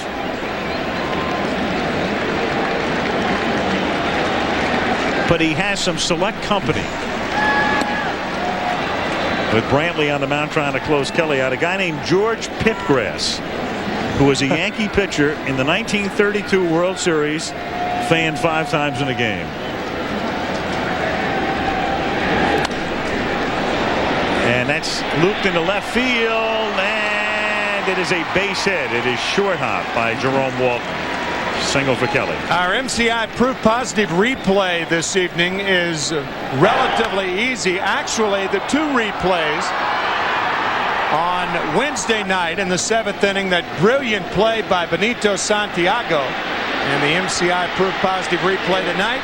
Watch Santiago ward off Chad Fonville back in the 3rd inning and then come and make the tag. In a 10-1 ball game, you don't often show a defensive play at the end of the game, but that 2 brilliant plays by Santiago over the last 2 games. Well, there's no question that was a huge play at the beginning of this game, because if Fonville scores and Karros comes up and hits a home run and it's 3-0, it's a whole league ball game. Yep.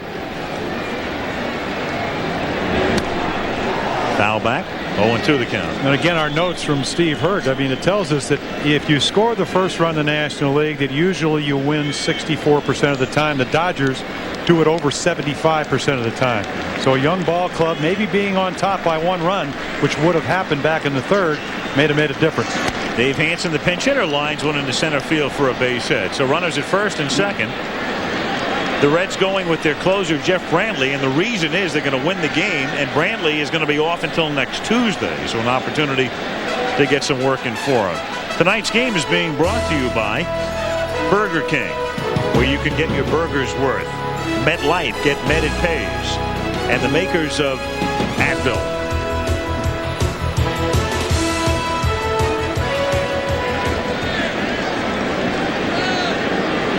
Brett Butler coming up. Thinking of Sanders striking out 5 times. George Pipgrass striking out 5 times in a World Series game. We've been doing the 2-of-a-kind thing tonight. George Pipgrass and Reggie Sanders. That's pop foul and just out of play. 0-1.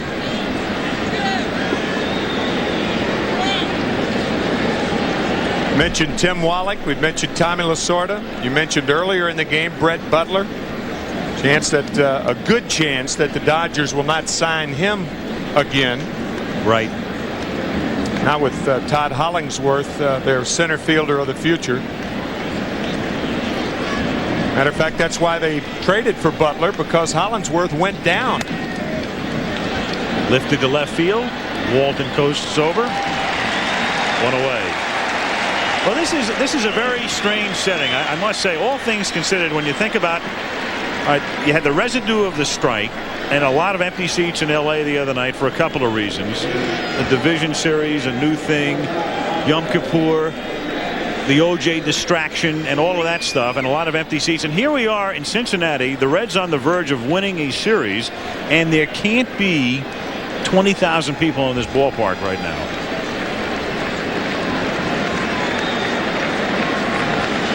But in fairness to the crowd, they did make some racket at the appropriate times tonight. They did. They certainly did.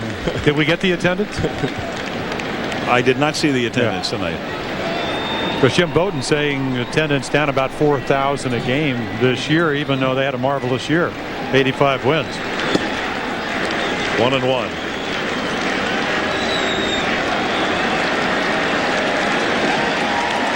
Probably 47, 48,000, I would think.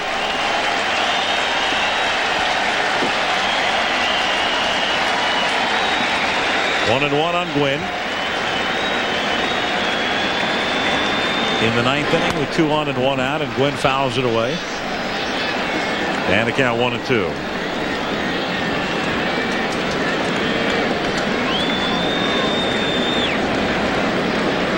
So the division winner in the West will be dead, and the wild card is still alive.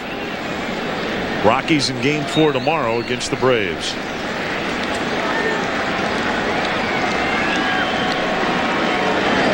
That's foul back. Matter of fact, both the wild card teams in each league advanced to the finals.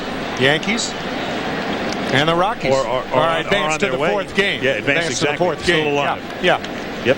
Yeah, you'll have 2 division winners and 2 wild cards still in the hunt tomorrow. And 2 other division winners already advancing after tonight's games.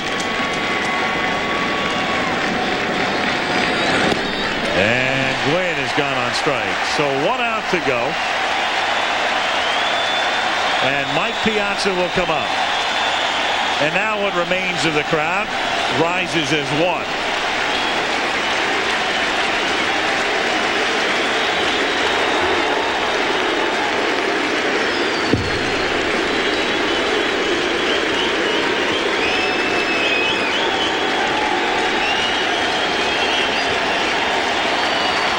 Two out of the ninth.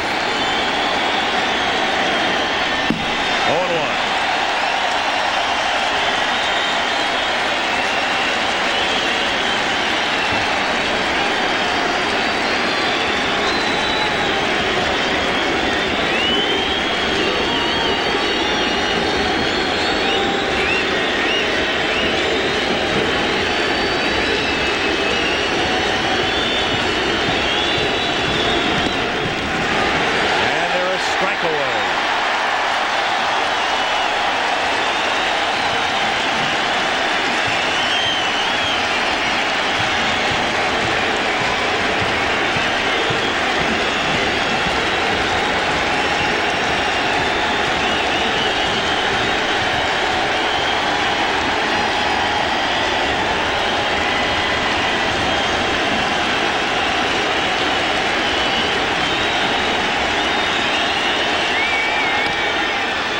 To center field, and it is pulled in by Lewis for the sweep.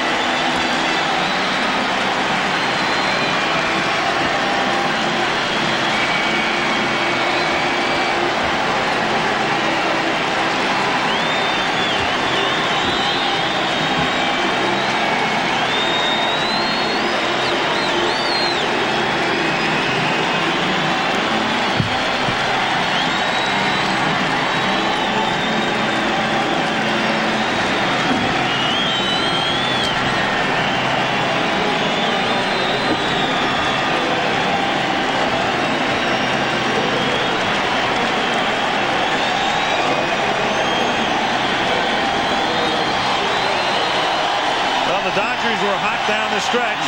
They had some momentum coming into the playoffs. The Reds were pretty cool in September, but September means nothing in October. So the Reds win. What do we call it? Half a pennant. Time for the splits. Yes, they do. The National League Championship Series begins here. Reds against the Braves or the Rockies Tuesday. And tonight, Chevrolet player of the game is Mark Lewis, who comes off the bench and hits the first pinch hit grand slam in postseason baseball history. And that broke it open. It turned a 3-1 game into a 7-1 game. And it was easy sailing from there. As the platooning third baseman, Mark Lewis, who plays against left-handers, comes off the bench and drives the final nail into the Dodgers. And in conjunction with the program, Chevy will contribute a total of $50,000 to the Boys and Girls Clubs of America in the names of all players of the game for the 1995 season. We have Ron Gant with us, I understand.